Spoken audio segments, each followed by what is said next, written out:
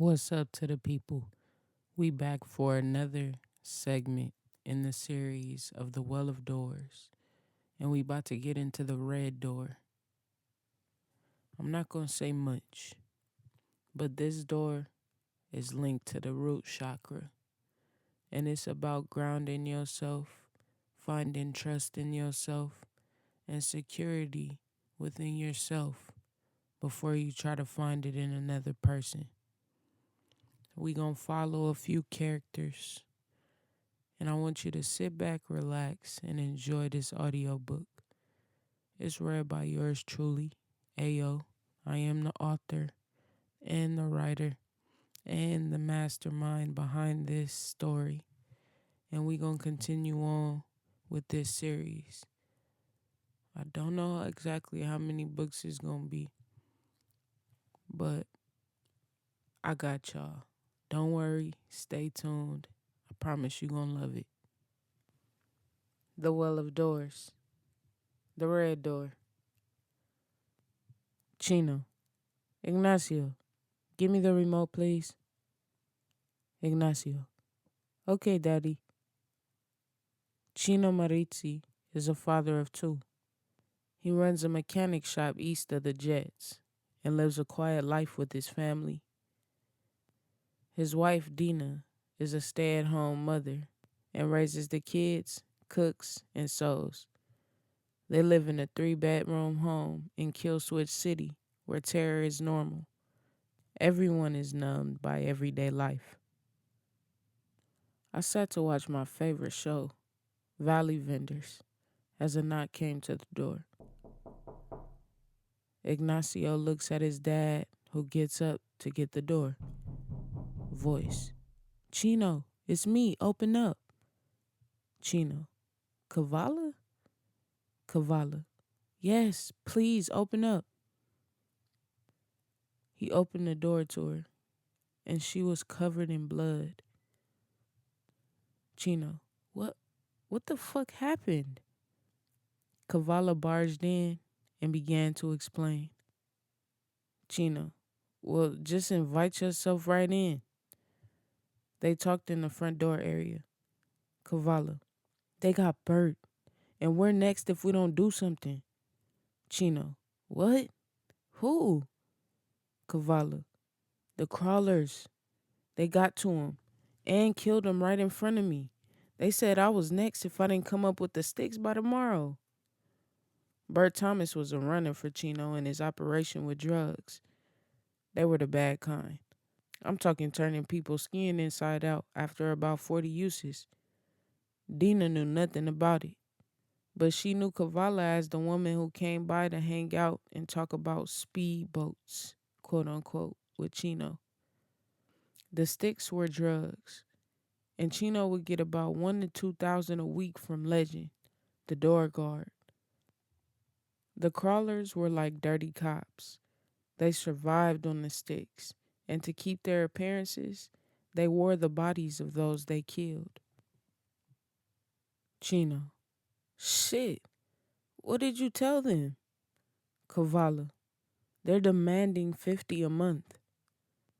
That was easy, Chino thought. But I knew they wanted something more. Chino. What else they looking for? Kavala. That's all they told me. 50 a week and they won't kill me. Chino. Shit. It seems sideways, but Kavala is my longtime friend, and I can't just leave her hanging. Either she's telling the truth and these bozos are after her, or she's using and will die soon. Kavala. Right. Chino. Follow me. They went to the garage. Dina. Oh my word. Kavala. What happened to you? Kavala. Got too close to a feeding cage. How are you? Chino. Enough small talk. Dina, we'll be back. Dina. Okay. She went back to cleaning the dishes. Dinner was just served. Ignacio. Daddy, who is it? Chino. Ignacio, get back in the room. Ignacio. Can I at least change the station? Chino. Till I get back. Now go on now. Ignacio. Yes. He celebrated to changing to his favorite show, The Incredibles.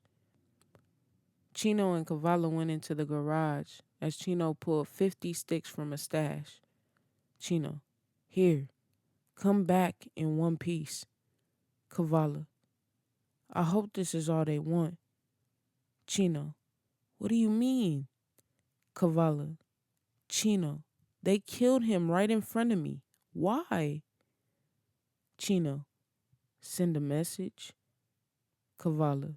Message for what? Chino. That I don't know.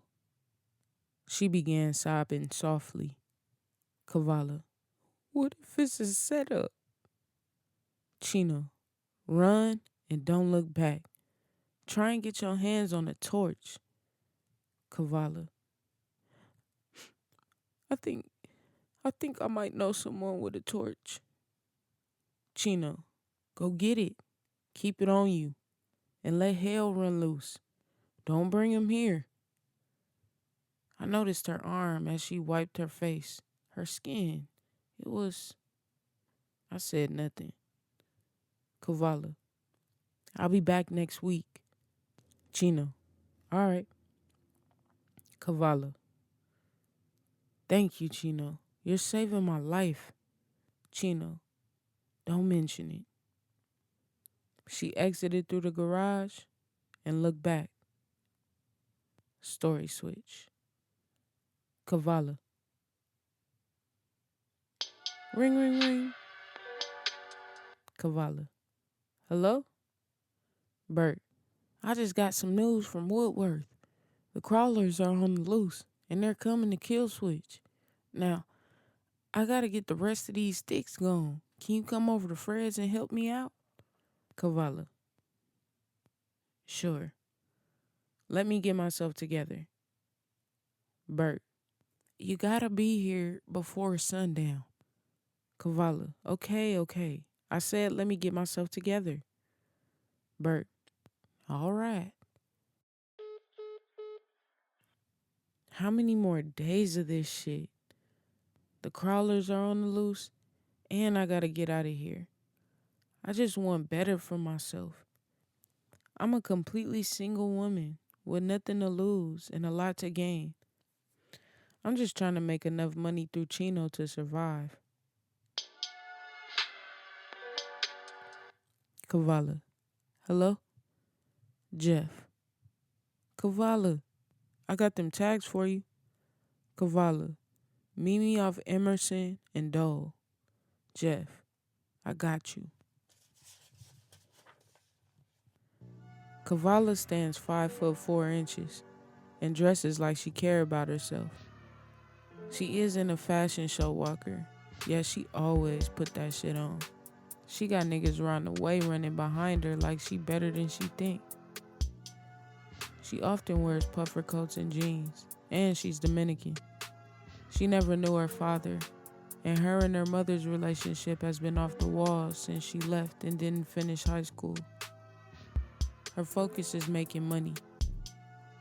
She has a shortcut, and she wears little to no makeup. She got on her way to meet Jeff.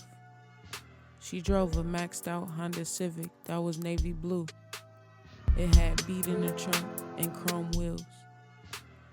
She pulled up into a parking lot at Frank's Liquor. Jeff was standing to the side of the front door. Cavallo. Jeff, what's up? Jeff, what's the deal, mama? Cavallo. Don't go there. Jeff. What? You looking all good and shit. Cavallo. You said you got the tags. What's up? Jeff. Shit. Excuse me for trying to make some room for myself. He smiled. She scoffed, but she low-key liked the attention. Cavallo. Yeah. What you got? Jeff. I got some Air, Flendale, Mako, and Desire. They were closed. Kavala sold them to street hustlers looking to get a quick dollar. Some of it was fake, but she flipped the shit real tight. Kavala, how much for all of it? Jeff, shit. I got you for like 2K. Kavala, go down to 1,200. Jeff, come on now. This shit go for about 7 out here. Kavala, let me get some bread too. He stared at her for a minute and cracked a smile. Jeff, yeah, alright. But hit me on the back end. I know you gonna do your thing with this. Kavala, I'm with that, and you know what's up with me. Jeff, I do. She gave him 1,200 for the merchandise, and they parted ways. The sun was halfway to dusk. She went to Oscar's to get a plate. Kavala, Oscar, ¿qué pasa? Oscar, Gavi. He smiled. Kavala, you got something for me or what? Oscar, you know I do. He pulled up a plate of chicken, rice, and vegetables just for her. She dug right in. Kavala, man, you must have known I needed this. Oscar, you know I got you. How's the family? Kavala, still living how they live. And yours? Oscar, we good. We might be opening another front downtown. Kavala, for real? Oscar, yup. And you know, I could use you in the kitchen. Kavala laughed. You know I'm not trying to be in nobody's kitchen. Oscar, come on. I know it ain't nothing for you out there. He moved his eyes toward outside. Kavala looked back. Kavala, please, it's more out there than in the kitchen.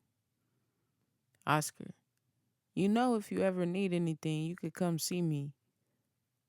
Kavala smiled. Kavala, thanks, Oscar. But I'm good right now, unless you want to buy some clothes from me. Oscar, maybe. What you got? Kavala, a little this and that. I'll hook you up. Oscar, okay. You got something for the little ones? Kavala, of course I do. Oscar, cool. Let me get my wallet.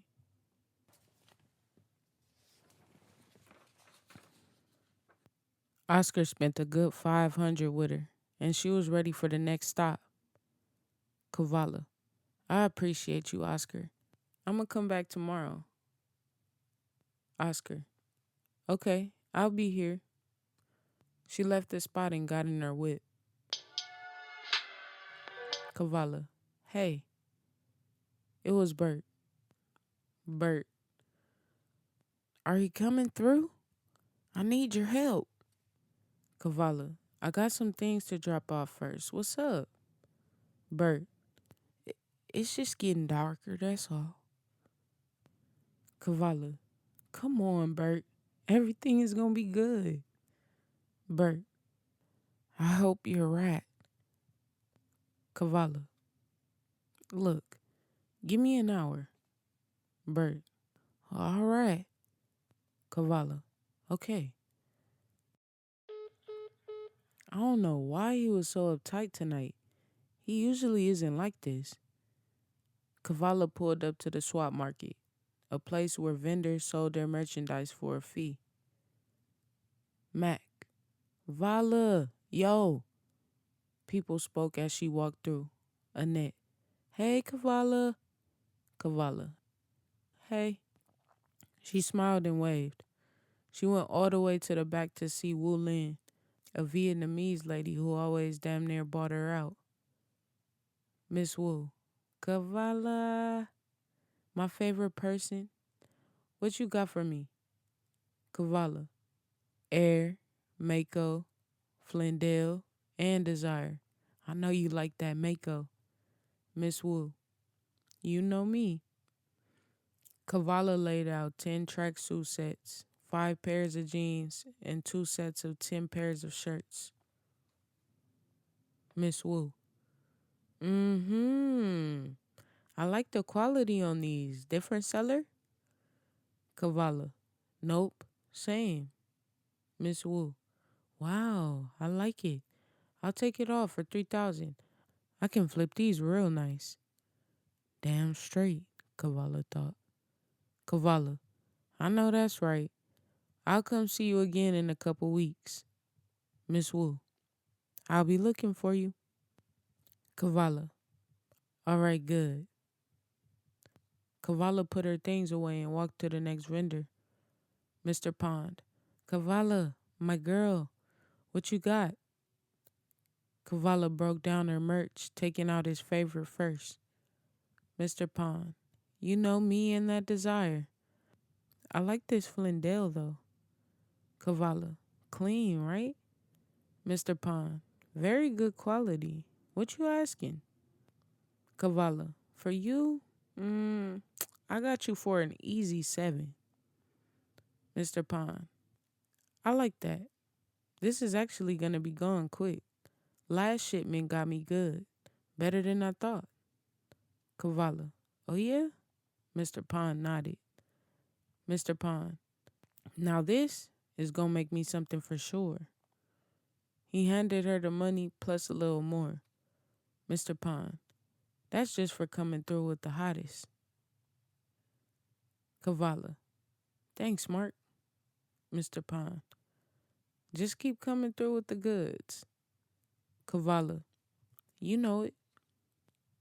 Mark stood 6'2", African American, and is one of the top vendors along with Miss Wu and Dexter. Dex like the electronics though. Mr. Pond. Be cool out here. The crawler's coming out this season. Kavala. Trust me. I know. Speaking of that, I gotta go. Mr. Pond. Next time bring more. Kavala. I got you. Mr. Pond. All right then. Kavala walked out and headed over to Bert. Kavala waited for Bert to pick up. Kavala. Come on, Bert. The sun isn't even down yet. Hello? Kavala. Bert, you still hanging over at the Terp Lounge? Bert. Yeah, I'm here. Kavala. Okay, be there in a few. Bert. Roger. Bert was a burly white guy with white boy hair and a down south accent. He looked like the guy you would try and fuck with just to see how far it would go.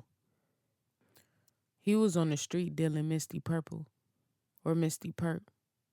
It's like crack lasting 48 hours, but the fiends loved it. Kavala pulled up to the Terp Lounge and found Bert directly on the corner.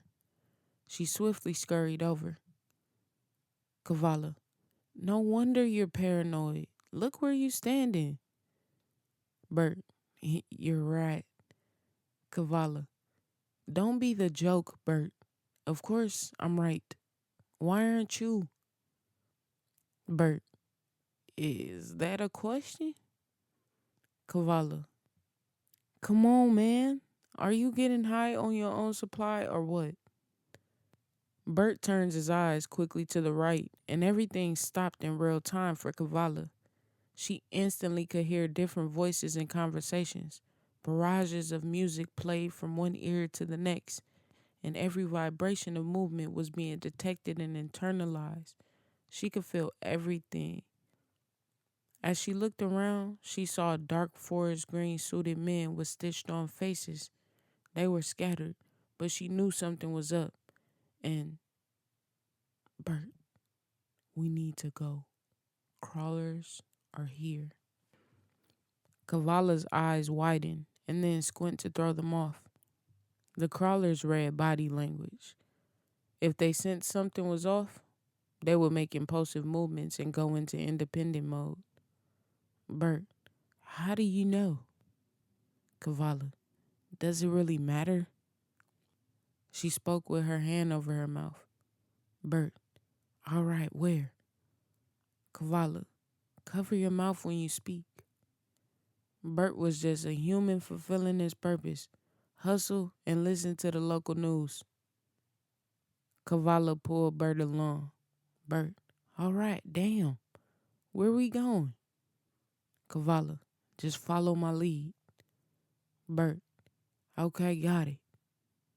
Just then, the crawlers rushed him and circled him. Number 1, seems we got a couple sweet heads. Kavala, fuck you want? Number 2, to take. One looked like the leader. He had the biggest mouth. 2's head was like a snake's. Human face, snake features. Even a forked tongue. 3 and 4 looked like they were 30-minute crash course trained on how to be crawlers. And 5 and 6, they were mysterious. Especially the 6th one. The 5th one's facial expressions never lied. Number 3, grab your things. Number 4, give us what we want. Number 5, it's in your best interest. Number 6 was quiet. Kavala, we work hard for what we got. You gonna have to take mine. Bert, why you think we fools, guys? Number 5, you better hand me them DURGS, my guy. Just then, number 4's gun went off, killing Bert, shooting him in the neck. Blood splattered all over. He also killed number 1. Number 5. Oh my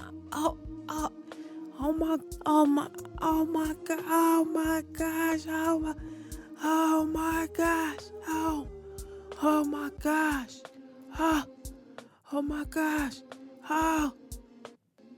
Number 6 shook his head in shame. The others immediately get on the ground to mourn number 1. You can see the dread in number 5's face. He's standing up with both hands together on his chin, going up to his nose, fed up. Number 2 and 3 are on the ground, and number 4 is just pouring tears with the gun in his hand. Kavala screamed in terror, Bert, no! Kavala, por favor, God, ¿por qué mí? Tus mantocarones, she said to their gang. Suddenly, number 6 walked over to her in a creepy, quick manner. He looked at her dead in her eyes. His soul was black. Number 6, look here. He smiled grinchly. You work for me now. That's if you want to live. He spoke in a sweet, ear-tingling massage to the unhealed ladies type of way. He always fell through with the wise. But with the quick ears, he sauced them, baked them, fried them, tricked them, and goodbyed them. Now, I want you to give me some sticks. Can you do that right there for me? She tried to run. Nah, darling. See, you gonna give me what I want. Kavala, go to hell. Number 6, your words are tired, baby. Stop speaking. He pulled out a knife. Now, I ain't got to threaten you now. I know I don't. He spoke softly. You understand directly. You just need a little lining up. He looked at her up and down. Bring me what I want, or I'm kicking your ass like a dog. Kavala, fuck you. The others beat her down. She laid there in the street. 50 sticks every week, number 6 said. Story switch. Back to Chino. Chino woke up to his alarm blaring at 9 p.m. The sun was just creeping below the surface. People from Jets and Leary experienced high burning of the skin when the sun comes out. They find trouble in the reason, yet it's deeper than one may begin to think. Chino ran his drugs through snow, a city in the door. It was mostly the fiends downtown, but he made his bank. He had Kavala, the hot mama, Bert, the doorknob, which was sadly killed, R.I.P. Bert, Lonnie, the pretty boy, and Tish, the hustle queen. Chino had a meeting with them whenever products got low or someone slacked off. Chino been working with them 8 years now. Kavala is saucy. She knows how to get what she wants and when she wants it. Clean record, no bad deals, and has men at her feet. Lonnie is a well-known pusher with access to hackers, jump shooters, a process which they manipulate someone to give them what they want. Robbing, situation, beating someone, killing. That's all jump shooters do. And don't spend too much time with him. He the nephew of Cole Will, and is soon to be his right-hand man. He goes to Jake Middleton High School and plays football there. Tish is a bad motherfucker. She a thick, slender woman with curves like crazy. She has a young style and runs 3 businesses with the help of her husband, Akron, and their 3 grown children, RC, Michaela, and Austin. Her main spot is her hair salon, Divas, and it's on a word-of-mouth basis that she sells there. Her next place is Club Ocho, where a lot of her operation runs with a no-harm, no-foul attitude. This place gets away with everything. Chino ran up his chips through a casino he built on Russet Ave, Building 12. If you late, you won't be there. There was an announcement that would be distinguishable to the true followers of the club. It's called Big Wins. It's set up like a casino. It has event rooms and a massive dance floor below it. Everyone loves this place. This is front for his wife, his children Ignacio and Hermelda, and his quiet lifestyle in the Jets red. Chino. I got up to get ready to go to the club. I got my torch, got my keys, and headed off. Tonight was going to be a big turnout. Malia Fania is going to be our special guest. And I got all of them not wanting to be there stickless. I got to the club and met with everybody. Chino. Travis, Gavin, Mitchell, Porter, I need you all over this club tonight. Eyes and ears everywhere. Got it? They all responded. Tampa, Sadie, and Ella, please get the girls in order for a perfect show tonight. Tampa, right away. Chino, Eddie, Cash, and Valerie, my drinks must be spotless tonight. They all responded. Chino, Coben, please get us together with some great music and let us all enjoy the night. Chino left them to their jobs and went into his office. He was jumped when he saw Harrison Cowles, an old friend. Harrison, Chino, mi amigo, what happened to you? He sat with a turtleneck, a blazer, shirt tucked in, and a smooth criminal hat. Chino, Harry, I meant to... Harrison, don't even say it. Chino, what? Harrison, I'm not here to buddy up. I'm here to collect. I see you came up. Chino, well, of course, you know. Harrison, shut up. Now what you got for me right now? Chino, I got about... I'll look in the safe right now. Harrison, all right, we'll start with that. Chino, start? Come on, man. That's more than enough to get you on your feet. Harrison, you said it. You doing well. And I think I want in. Plus, nobody said nothing about me just getting on my feet. Chino, look, what do you want from me? Harrison put out his ash on Chino's desk. Harrison, I want you to keep running this place as is. And every week, you're going to give me a cut out of what you make. I'm thinking like 60-40. He smiled grimly. Chino, what choices do I have right now? Harrison is crazy. He just came from the most secure prison where many of the worst cons are held. Before he went in, he was my boss, and he told me to make sure everything was clean. I got a little greedy. So what? Who doesn't in this position of power? I had no choice but to agree, if it means my life. Chino, that's a deal. That's a deal. Harrison, great to hear. I would hate to have to revisit this piss hole. What's wrong with the club? Chino thought. Chino, yep, you're right. Gotta get this place looking better. Harrison, you right, I'm right. I'll be back to collect or one by one kiss your life goodbye. Chino, one by one? Harrison, if I were you, I'd be more interested in getting me my money. The negative can lead you down the wrong path, you know? Chino, right. So, it's great to see you. Harrison, yeah, shut up. Money walks, bullshit talks. Chino, I got you. Leave quietly, please. Harrison, yeah, fucking right. I'll blow this shit up. Harrison left in a bright red open window box Chevy with racing tires. Tish, who was that? Chino, that was an old friend.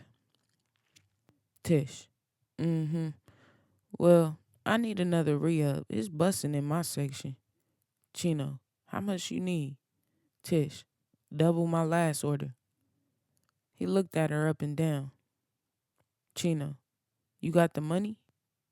She flashed all the cash in one hand. He took it and counted it. Accounted for. He gave her 2 times her last shipment. Chino, watch for these crawlers. Tish, I got my blade. Chino, you talking like you got it from Master Solomon. He laughed harder and harder at the thought to see that Tish wasn't laughing. How'd you find him? Tish, he promised he'd make me this sword if I promised not to tell anyone. Chino, damn. I wish I could get something from him. Tish, I know. Anyway, I'll see about you next re-up, Chino. Stay cool. Chino, yeah, for sure. Watch your back. Tish, I got it. She walked out and I ran my numbers. I was going to have to get twice as many promoters for my businesses and find some other deals. The club ran smoothly tonight, and everyone that showed up receives a free drink next time they come. That's the way. As Chino closed up for the morning, he left and went home to his wife and his kids, Ignacio and Hermelda. Breakfast went on the table, and again in the same cycle he went. Cavallo. Chino! Chino! I know you're in there. Chino walked to the door. What? Cavallo. What do you mean what? I've been calling you for 3 days. Chino. What's going on? Cavallo. I thought you was dead. Chino. Very much alive. Cavallo. You look kind of different. Chino. So what? Cavallo. Well, anyway, what's up with the supply? And I need them sticks. Chino. It's fine. It's right here. He looked back from the conversation, hinting at it. Hermelda and Ignacio were playing in the living room, and Dina was vacuuming the house. It seemed as if everything was fine. Cavallo felt awkward and out of place. Chino had been away from his phone for 3 days. Has he been here the whole time? Why does it seem that he's changed? Cavallo thought. Cavallo, Chino, what's going on? Chino, what do you mean? Do you want the supply or not? Cavallo, yeah, I do. Fine. If you say everything is good, then it's good. Chino, I know it's good. You got the cash? Cavallo, of course I do. She pulled out a stack, already perfectly counted and face front. She handed them to him. Chino, alright, good. You might want to see what's up with Tish, too. She say her side is to capacity in her arena. Kavala, yeah, alright. Thanks, Chino. She walked away with her supply, and Chino went back to what he was doing. Story switch. Kavala. Something didn't seem right when I went to Chino's, and at the same time, everything was fine. Maybe I'm taking it too far, and it's really nothing. I went back to my crib, and I got ready for the undergroove. It's a series of rooms throughout an old train tunnel. The tracks were pulled, and the path went for miles. It was its own city with its own street food. They call it Tunnel Eats in Kill Switch. It was the drug black market, the club black market, and the huge fashion noise, because it's the only way you knew what was hot and what wasn't. I got dressed to kill and rolled over to Compton to park my car. It's a low-key spot. I covered my car and walked down the tunnel. Vermore. Ooh-wee, girl. I just love how you put it together. Kavala. You know I had to go there, bitch. Vermore. You went past there. Kavala. Oh, stop. Vermore loves you, baby. Yes. Kavala laughed. Vermore is Kavala's gay angel. He always pulls up on her to hype her up to the brim. She started hearing his voice when she turned 7. In Vermore's before life, she is one person that brightened his day in his life. Her essence chose the body in the form of an older wise woman, Lady Delacour. In Vermore's life, she was his everything, and she accepted and loved him until she passed. Vermore passed when Kavala turned 7, and since then, they've been the best of friends. Kavala, thank you, babe. Vermore. Now get in there and play hard. Kavala, you know I am. I walked down the way looking like I had nothing on me. I headed toward the back as I passed up more fun. It was a walk of life. The Undergroove had all types of characters. People could be whoever they wanted, from the corporate duty doers to the creative dopamine seeker. There were neon lights, black lights, and lit phones from wall to wall. People were blowing bubbles, spraying water guns, walking pet iguanas, and other wild shit. Kavala made her way to the cat box.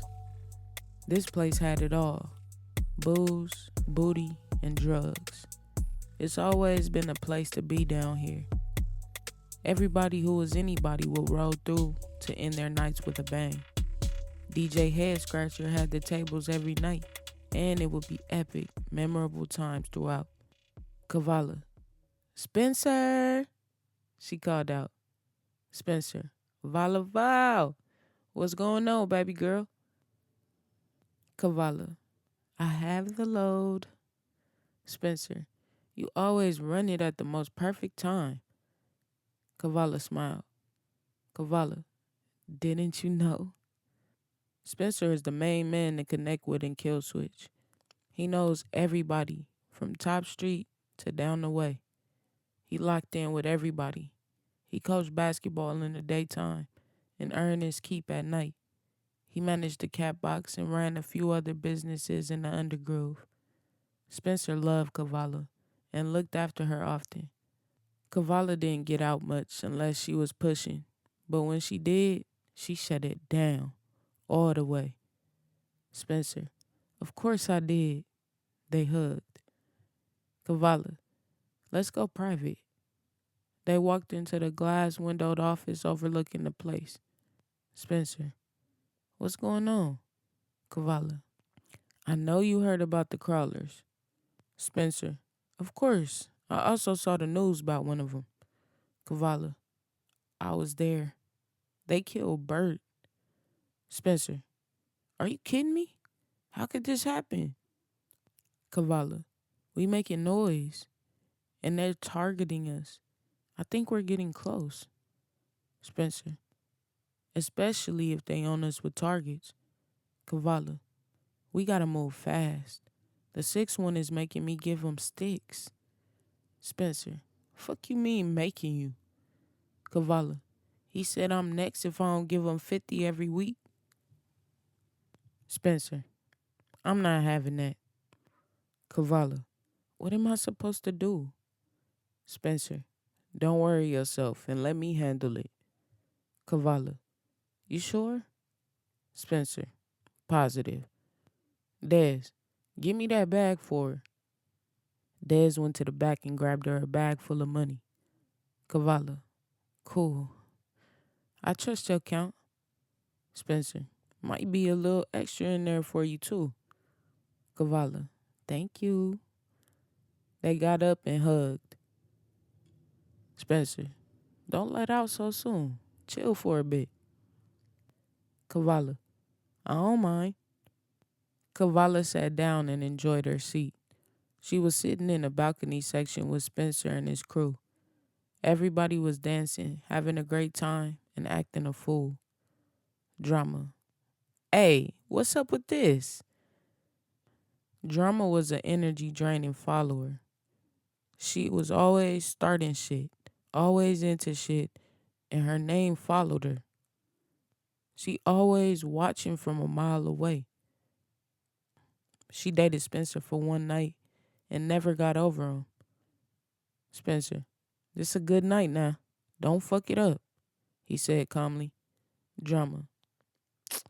You ain't never had no hoes running in here. Now you do? Spencer. Watch your mouth. Kavala looked in her direction as if she was just tuning in. Drama. What? Y'all fucking or something? Spencer. Chill your ass out and continue your night. Drama. You always doing something to hurt me. Her eyes welled up. Spencer. Nope, not this again. You gotta go. Drama. Ugh, I can't stand your type. Spencer. My life isn't up to you now, is it? Drama. That's all right. She looked at both of them up and down and walked away in rage. Kavala. What was that about? Spencer. Nothing spectacular. I'm trying to see what's up with you the long way. Kavala.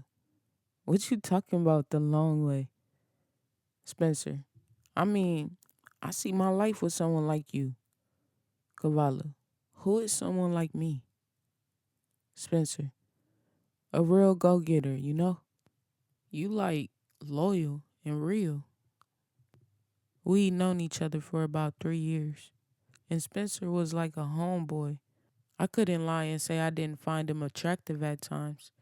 But I never thought he was even feeling away. Kavala. Since when you been on me? Spencer.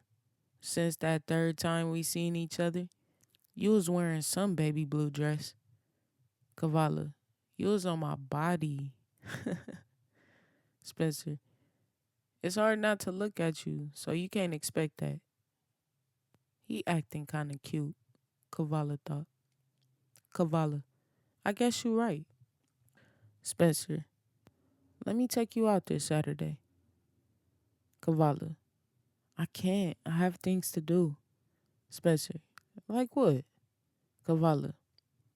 You got a rain check or what? Spencer. Well, shit. Hit me.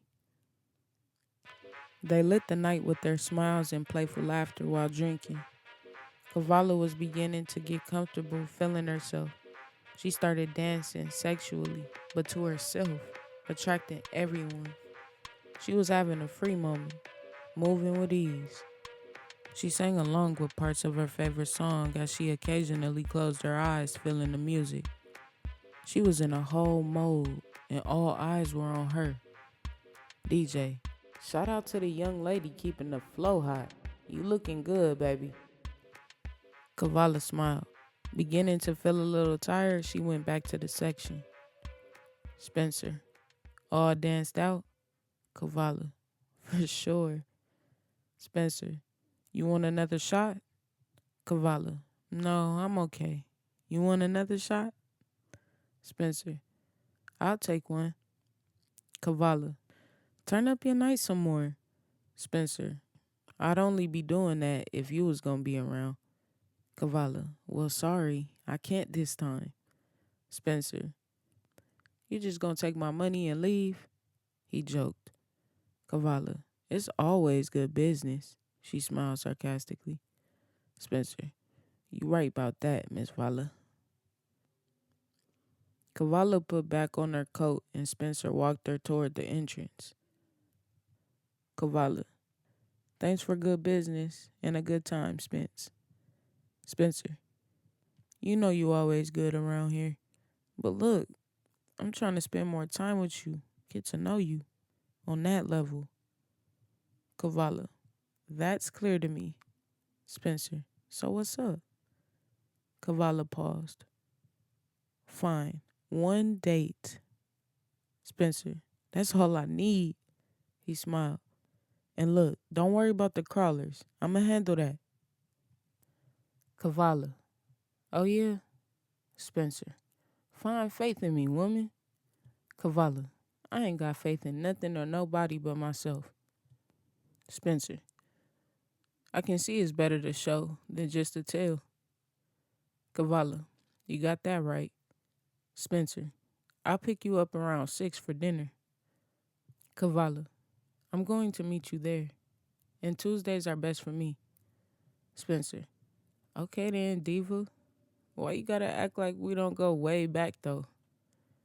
Kavala, we do.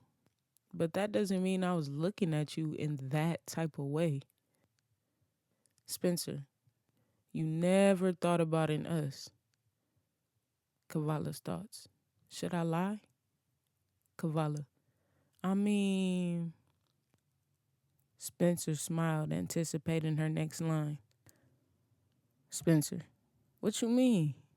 Kavala smiled a little and smacked her teeth. You not the worst look. Spencer, I'm the best look. What you mean? Kavala, yeah. She rolled her eyes playfully. Spencer, look, say no more. I'ma come get Kavala. You're going to meet me. Spencer, I'm going to meet you at Harrison's Tuesday at 6. Kavala, sounds good. She smiled. Spencer, glad to see you smiling again. Kavala, I know. A pure joy, isn't it? Spencer, you be safe out here. Kavala, okay, you too. Kavala walked back to the way her car was. Number 6. I ain't seen you in a while. Child, you been running from me? Kavala jumped. Kavala, I've been looking for you. Number 6. Same place I always am. I see you don't listen, and I'm going to have to punish you for that. Spencer, punish who? I knew I should have walked you to your car. I was kind of swept away by how Spencer was making sure I got to my car safe. He honestly couldn't have come at a better time. Vermore, Girl, that was close. I know. He looked good too. Better than when I last saw him. Vermore. Girl, you a whole trip. Number 6. Now who are you getting into business that ain't yours? The other crawlers got to the sides of number 6 ready to fight. Spencer, I ain't worried about nothing. Spencer hit the blackout button on his low phone. Everybody who was meant to pop out for it got 911 buzzers to their low phones. Spencer, go ahead, Vala. Let us handle this. Kavala, I want to watch this motherfucker die. Spencer, then back up. It's gonna get bloody. Number 6 whipped out the duos. 2 huge swords that sliced anything in its way with a fine finish. The others pulled out their weapons. Spencer, fuck that. He took out the divider, a mini machine gun, and laid them all out. Spencer, we don't fight like that over here. Kavala, well, that was easy. Spencer, of course it was. Niggas not from here could never try and run it. Too many of us just out here doing our own things to listen to anything. Kavala. That is true though. Thank you. They hugged.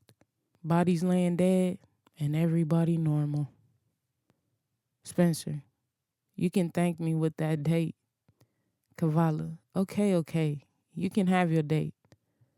Yes. He celebrated. Spencer. Cool, so I'll meet you for real this time.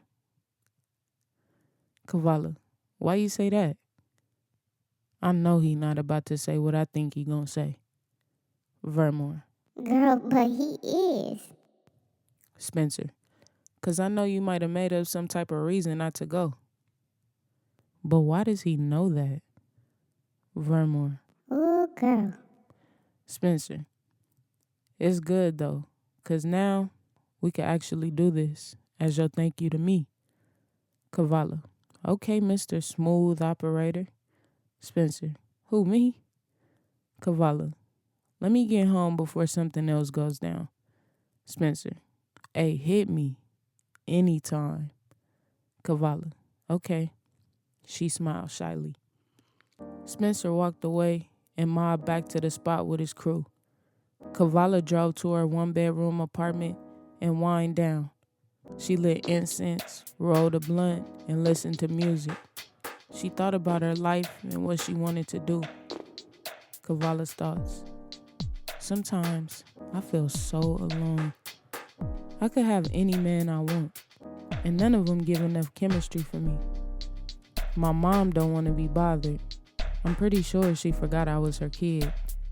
One day, she'll see why I have to be the way that I am. I'm gonna keep stacking up and move to the bright.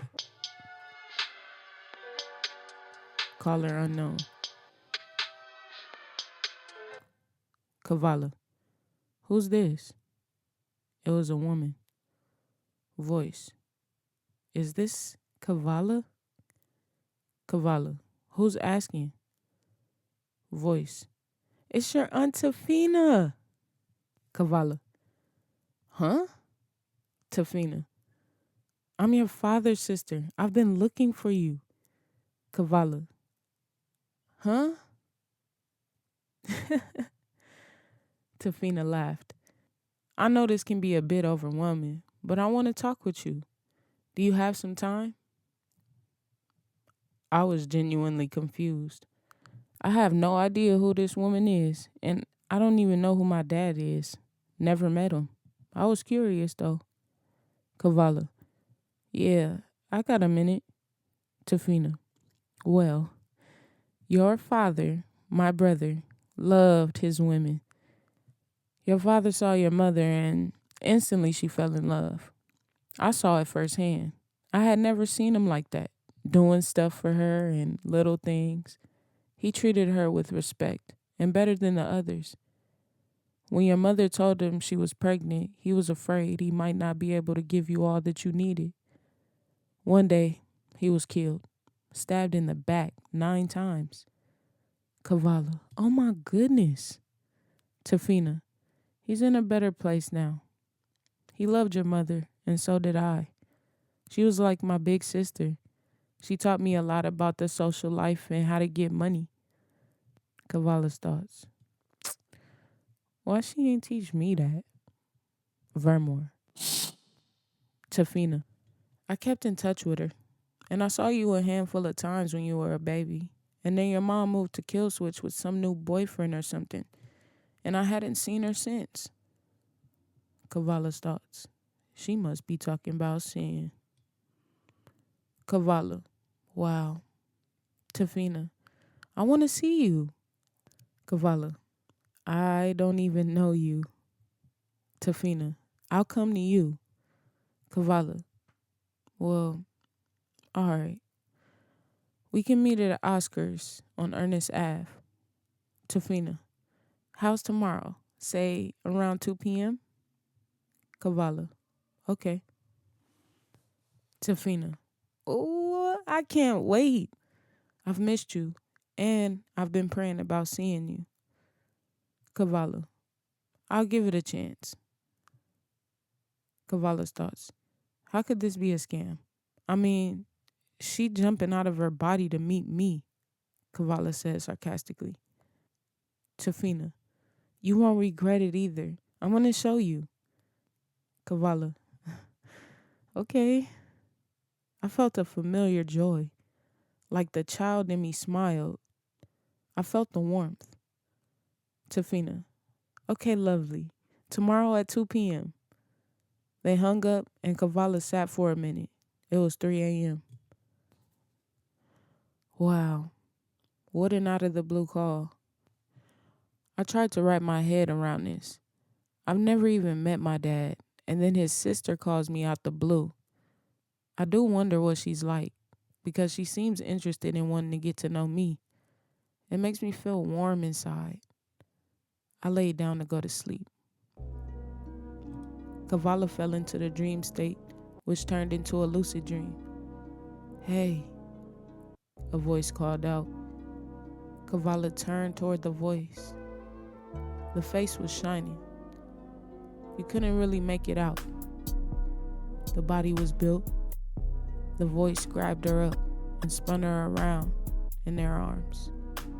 You could see the faint smile on the blurred face. Kavala smiled and seemed as if she was having a lot of fun. She smiled in her sleep. They were in a thigh-high grass area. The sun was out, and the scenery was everything. She opened her eyes out of her sleep, still smiling. She quickly stopped as she saw the shadow on the wall. She lay completely still as she monitored the shadow. It crept back and forth. It was a crawler, a blind one that used his senses to hunt. Oh shit, she thought. The crawlers are coming for me. I need to get out of here. I lay completely still in my bed, and then I moved slightly. After that, it ran away. Kavala got up. She turned on the light and wrote her dream and her encounter in her journal. She went to take a shower, and then toward the tower top on Dale Grove Ave. It was an old abandoned building that people barely knew they could still go inside. She met with another old friend from childhood, Seymour Victorian. He's a high-profile car dealer that sells arms. Seymour has always been that guy. He and Spencer are great friends. He rides around with a group of people wherever he goes, and he's always either collecting on his yacht or on his block. Seymour always looked at Kavala like his little sister and made sure to protect her through whatever. The rooftop was a party spot. Seymour's family left it to him. They passed when he was 15 in an electric fire during an opera. It was random and heartaching. Now, all he has is his uncle Saladan, Sally. His brothers Tesh, Enzo, and Moody, and his sisters Analia and Kaara. They built a family empire and don't discuss their issues. They call it staying focused.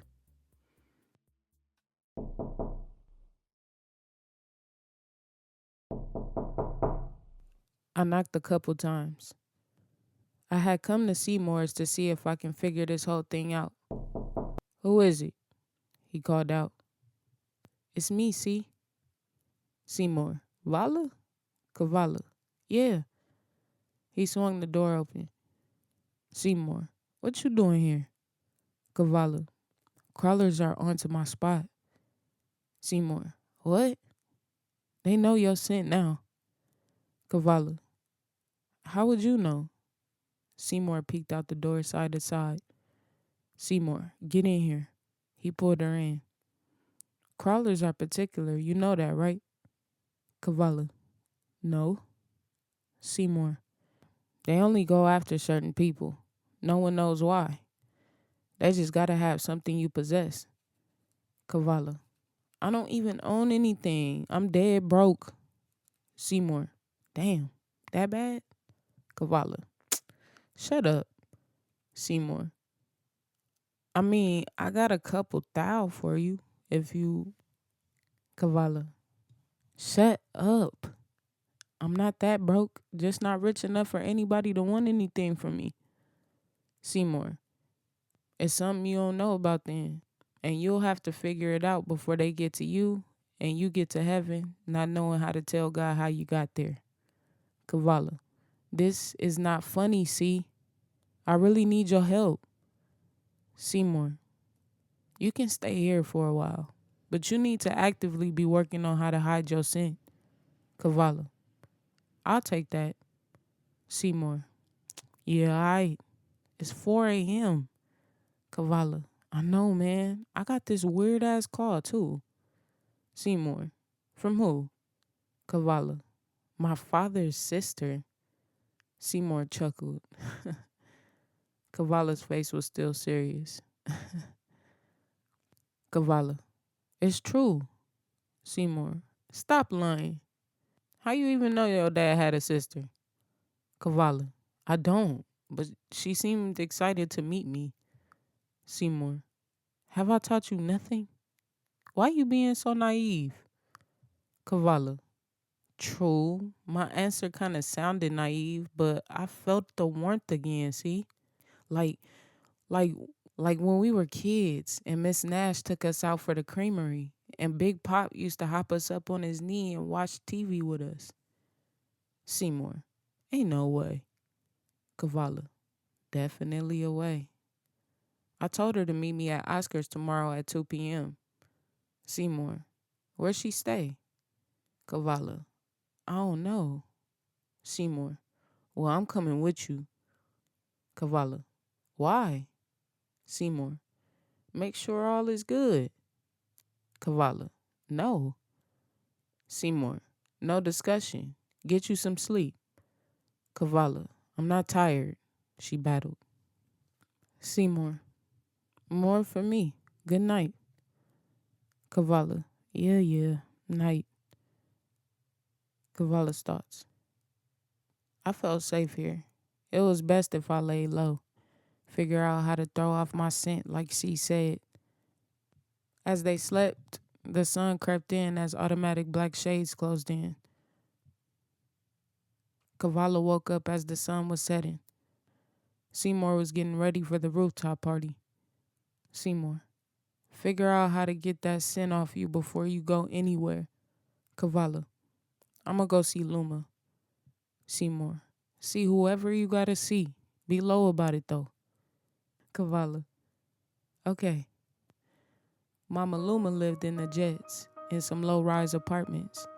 There was a gate around it. It had a small beat-up park in the middle, and fiends, slangers, and heads blocked it off at sunset. The heads are what they call bosses on this side. There are heads, tails, and bottoms, and they all run blocks around the Jets. Mama Luma kept the block from harm. The innocent were always protected when she was around. Everybody called her Spirit Lady. Kavala pulled up and walked through cautiously. As she walked past the heads, fighters, and fiends, they snapped remarks at her. Damn, girl, you cute. You good looking, mama. Where you going this late? Where's your man at? She ignored them until she got to the entrance of the apartments. A big dude named Affy sat there. Affy, who you? Kavala, I'm here to see Mama Luma. Affy, what you want to see her for? Kavala, can I just handle my business? Priscilla, Vala?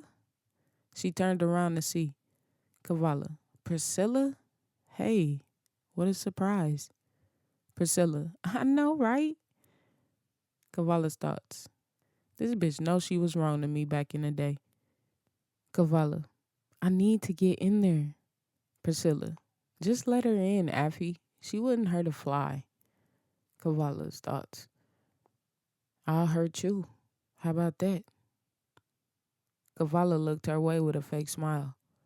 Affy, yeah, whatever. Go on. And don't try nothing. Priscilla, like I said, she wouldn't hurt a fly. Kavala pulled her fist back and knocked her out. Who wouldn't hurt a fly? She said. Affy, go ahead. Fuck you still standing here for? Kavala snapped out of her daydream and went to meet Mama Luma. 46C, it read. Luma, who there? Kavala, I need to talk to you. Luma, you collecting bills? Kavala, no. Luma, from the department? Kavala, no. Luma, undercover? Kavala, no. Luma, you know you gotta tell me. It's illegal. Kavala, no, no, no. None of that. Please, Mama Luma, I don't have much time. She opened the door. Luma, I saw you the whole time through the peephole. So how you know me? Kavala, you helped a couple people I know. Luma, who you connected to? Kavala, well, my mom used to be Sin's lady. Luma, Sinatra? Kavala, yes. Luma took a look at Kavala deeply and inspected as she circled her. Luma, you Laney's little girl? Kavala, if you mean Elaine, yes. Oh my God. Lord, child, everyone and thing is looking for you. Kavala, what? Why?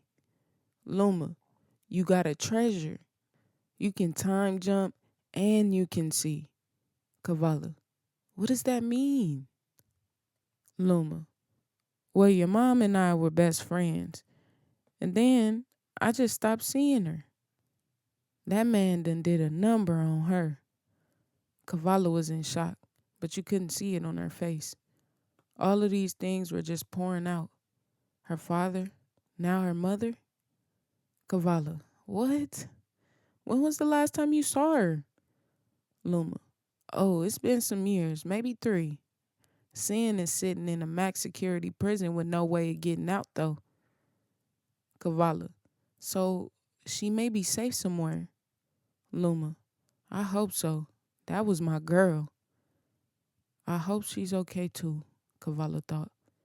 Kavala, well, you're right about things being after me because I came to you so I could throw off my scent for crawlers. Luma, oh, that's easy. Lemon and water. Kavala, really? Luma, yeah, I'll make some for you to go. Spray it on you every day you go out and not too close up on you. Give yourself about 7 inches. Kavala, okay. Luma, you can also take this staff and these stones. You'll need them where you're going. Kavala, where am I going? Luma, to the bright side. They gonna take real good care of you, so say yes. Kavala, yes to what? Luma, your mom was a darling. You remind me a lot of her. Kavala, what am I supposed to be saying yes to? Luma, life, baby. What you think? Now let me whip this up for you. She went into the kitchen and made a couple bottles of the lemon spray, and she came back with stones of protection and clarity for her. A bracelet, earrings, and a ring for protection. A slender crown that fit her head perfectly, and a necklace and an anklet for clarity. She draped in a dazzling rainbow from the soft light filling the room. Luma, that's perfect. Kavala, you think so? Luma, I know it. You remind me so much of your mother, girl. You just don't know. Kavala, thanks for everything, Mama Luma. Luma, now you can come visit me anytime. Kavala, okay, I will. Luma, I'ma hold you to it now. Kavala, okay. Before walking out, Mama Luma showed her how to put on the lemon water, said a small prayer, and sent her on her way. Everybody that was talking on their way in were silenced. Everybody was weirdly quiet as I walked out. The guy that was at the door didn't say anything. He just watched as I walked away. Even the guys around the park. I walked back to my car and felt a sense of ease. I had enough money to leave if I wanted, but an extra re-up would really put me over the top. I got back to the rooftop around 8, and I found C. Seymour. You did what you needed? Kavala. Yeah, I'm good. Seymour. All right, good, good. What you about to get on? Kavala. Well, I was hoping I could stay around here while I get up one more. Seymour. You need to be careful. Kavala. I'm good, I said. Seymour. Just be vigilant. Kavala. I'm going to meet up with this lady, see what she's talking about, and then I'm going to go from there. Seymour. I'll be through here if you need me. Feel free. Kavala. Thanks for everything, see? Seymour. Come on now, you know you my girl. They hugged, and Kavala sat down in the living room to call Chino. I tried calling Chino for my re-up, but the phone just rang. I swear, it's gotta be something up with him. It isn't like him to disappear. I don't know if I should just pop up at his place again either. Something just feels off. I tried Lonnie's phone.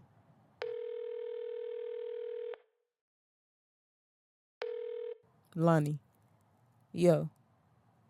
Kavala. Lonnie, you seen Chino? Lonnie. Kavala, what up with you?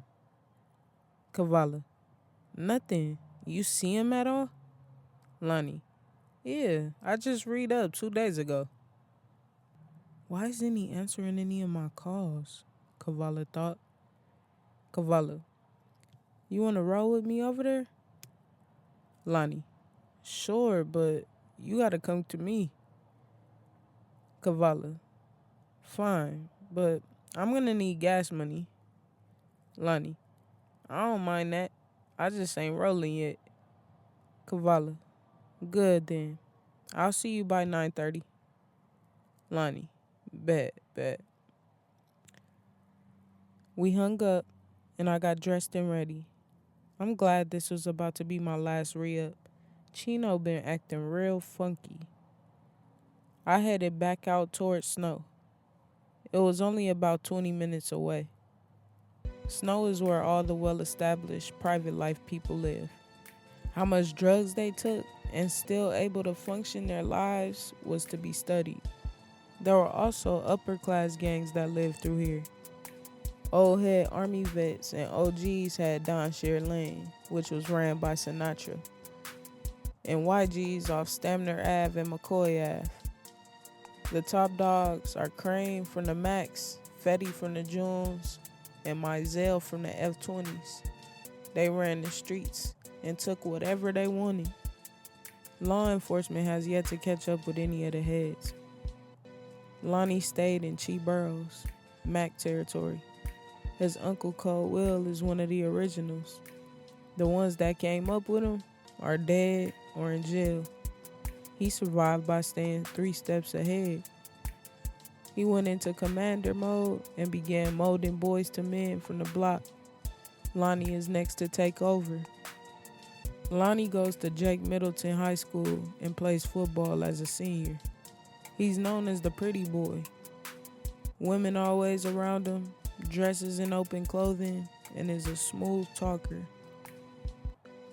He's been nominated for Best Dressed, Best Looking, and Most Likely to Succeed. Lonnie's parents own a few electric car charging stations in Snow and Leary. They make good money. He stays with them right now, and they know nothing about his little side hustle with his Uncle Will. He has an older sister named Burma. They call her Burr. And he has a huge family outside of that. But he is always with his favorite cousin, Lou. Lou and Lonnie were inseparable since birth. They were born on the same day, and got put next to each other in the hospital beds in the waiting room. When they were swaddled and waiting to be taken home, they laid there next to each other. They did everything together, from great Christmases to field trips and double dates to skipping school. The family is very well known, keeping the dirt of their business private. I pulled up to the address Lonnie sent me. It was a 3-story giant. This gonna be me someday, you know. I smiled to myself. I parked along the bare sidewalk and texted him. He came out to my car and got in. Lonnie, nice car, he said sarcastically. Kavala, you won't be in here long. Lonnie, I'm just playing. Kavala, no you weren't. Lonnie, nah, for real. Why you got this old beat joint? Kavala, it's mine. Fully. I own it. Lonnie, you ain't got enough for another one? Kavala, look, where's your car? Lonnie, I'm working on that.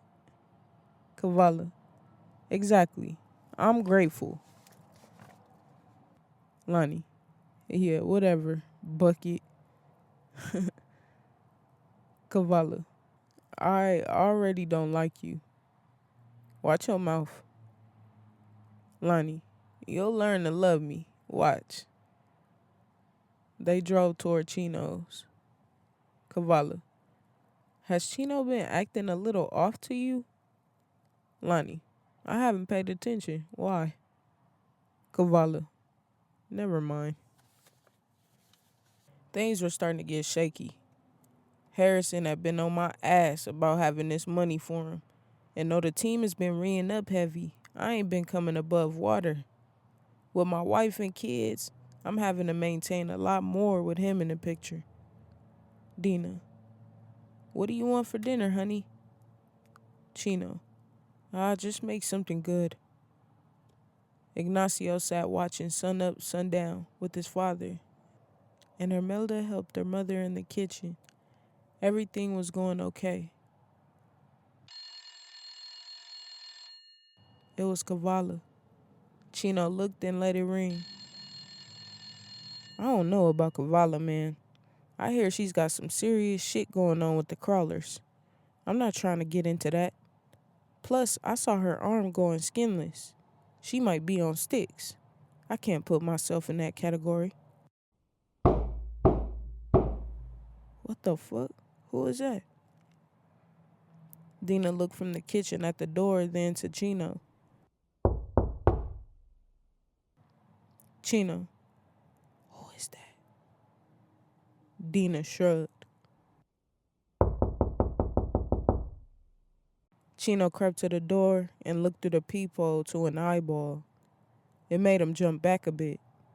He looked toward Dina and waved her back into the kitchen. Chino, yeah? He called out. Voice, I just want to talk to you. Chino, who is he? Voice, Vincent. Chino, who is that? Vincent, I've been waiting to meet you. Been hearing a lot about you. Chino, oh yeah? From who?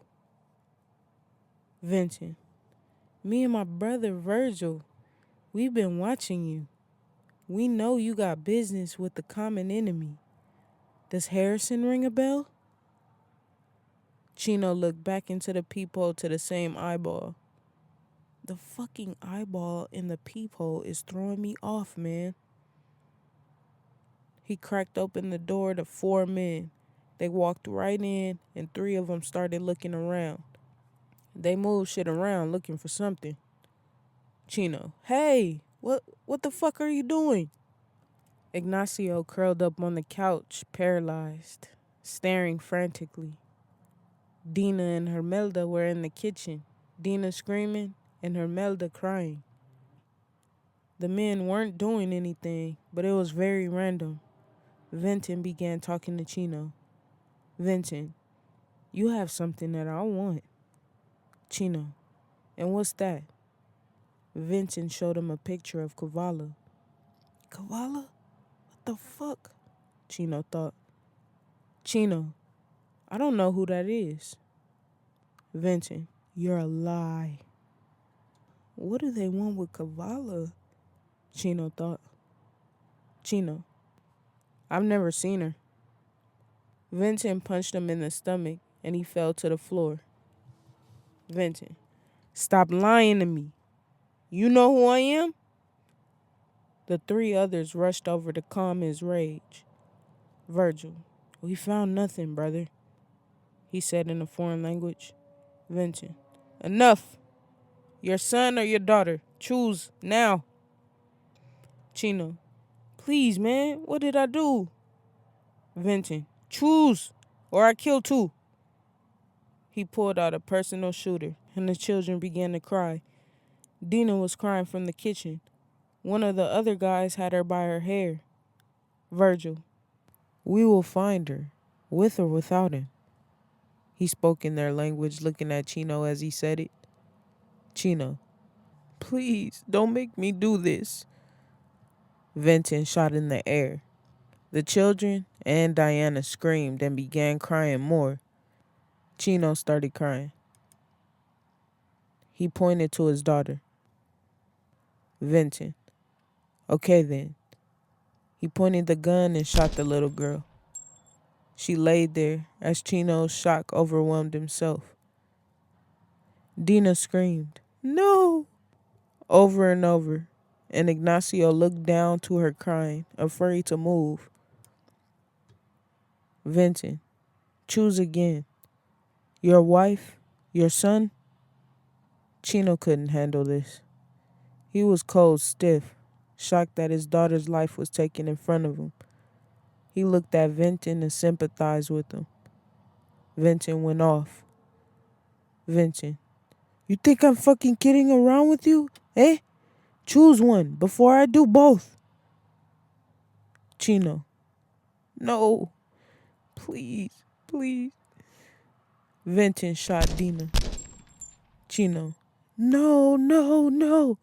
What the fuck, man? Ignacio stood there crying, still and unmoving.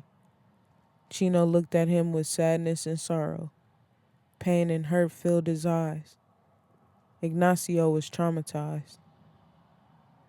Vincent, now you tell me where she is, and I'll let you both live. Chino, fuck you. Vincent shot Chino and took Ignacio with him as bait. As they walked out of there, people looked through their peepholes trying to be nosy. The boys that came through were being controlled by entities never seen in flesh of their own. These were called dark walkers. They come from a door through other people. Those that are weak-willed, unclear, unorganized, and depressed are targeted the most, and the entities remain in the body until it dies off. They went into the city with young Ignacio in their hold. He's only 6 years old. Story switch. Lonnie and Kavala pulled up to Chino's place. It was dark inside. Kavala, don't you think the TV will be on or something? Lonnie, I don't know Chi like that. Well, I do, Kavala thought. Kavala got out the car and walked up to the door. She knocked and called Chino's name. No answer. Kavala, hey, Chino, brother, come out here, ¿qué pasa? A neighbor opened the door and waved for Kavala to come in. She waved Lonnie down to let him know and quickly went over to the door. Jeanette, Chino is gone. Kavala, gone where? Jeanette, they killed him. Kavala, they? Who is they? Jeanette, they were looking for you. Kavala, who is they? Jeanette, The Darkwalkers. Holy fuck. If the Darkwalkers came out, the crawlers weren't doing their jobs. Those motherfuckers are no joke. It's really time to ditch the city. Kavala. Looking for me? For what? Jeanette. That's for you to figure out. They shot Chino and his family except the little boy. They took him. Don't know where they went, but they're looking for you. So how about you just get on out of here now? Kavala. Uh, well, thanks for that information, Miss Jeanette. Kavala, Miss Jeanette. I got out of there and back to my car. Lonnie was just sitting there. Lonnie, what happened? Kavala, Chino is dead. Lonnie, what? I just seen that boy. Who cracked him? Kavala, the Darkwalkers. Lonnie, what the fuck is that? Kavala, dark entities that take over your body and use it for evil. Lonnie, what in the fuck? Kavala, we gotta go. Lonnie, wait, what does that mean for the work? Kavala, find a new plug. Lonnie, I seen cheap plug before. Kavala, what? How? Lonnie, one time me and Chino talking our usual business, and he must have been down bad because a guy pulled up with like 10 Benzes and shit. Chi tell me to wait in the crib, but I peeped through the curtain and saw a massive guy with a ponytail and some silk, no socks, ice frames, and a cane with a gold bottom tip on some cool sitting in the back type shit, you know? Kavala, see if you can find him around anywhere in the next 3 days. Lonnie, I don't work for you. Kavala, what do you want? Lonnie, you gotta give up some bread or some head, shorty. He raised his eyebrows up and down and looked her in her eyes. Kavala, please, how much you want? Lonnie, come on, what's wrong with some head? Kavala, you being inappropriate. You like my little brother or something, if that. Lonnie, fine, it's cool. You don't want me now. That's okay. Kavala, can you make it happen in 3 days or not? Lonnie, I'll see what I can do then. Kavala, good. Lonnie got on his phone and they drove back to the address he sent. Lonnie, when we gonna go on a date? Kavala, chill out, Lonnie. Lonnie, okay, alright, fine. I'ma hit you up tomorrow though, with something. Kavala, I hope so. Kavala drove back to Seymour's. When she saw him, she walked over to him. Seymour, so what's up? Kavala, Chino is dead, and his family. Seymour, what? What happened? Kavala, his neighbor told me the Darkwalkers are on to me.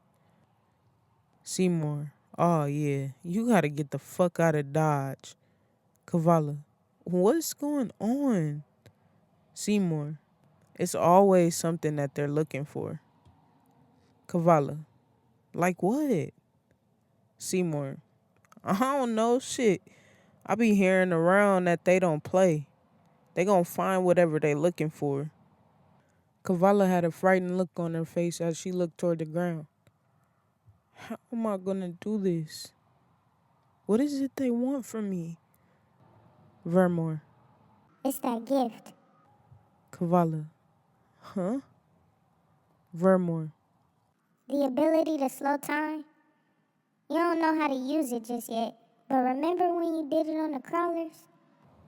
Kavala thought about it. Then it hit her. Why would they want me for that? Vermore. It's rare. When you were little, your mom carried that gift too. But then she got to talking to the wrong people about it. She was back and forth with Sin. Kavala, how you know this? Vermore. Intuition and conversations in your vicinity. Kavala. Vicini what? Vermore. Your area. Kavala. How can you hear that and I can't? Vermore. I am a soul. I can hear everything. I feel everything. I only feel what you feel stronger because we're connected. Kavala. Wow. I never really talked to you. Vermore. Girl, it's fine. I'm always here. You know that now. Kavala. Yeah, for sure. You know anything about my dad? Vermore. He comes from a wealthy bloodline. Kavala's eyes got big with surprise. Kavala. Rich? How could he be rich and leave me and my mother? Vermore. I said he comes from a wealthy bloodline. Kavala. Yeah, that means he's rich. Vermore. Pay more attention. Kavala. Don't be rude. I am saying what you're saying. Vermore. You're saying what you think I'm saying. Kavala. Huh? Vermore. Just because the bloodline is wealthy doesn't mean everybody handled it right. Kavala. So he was rich.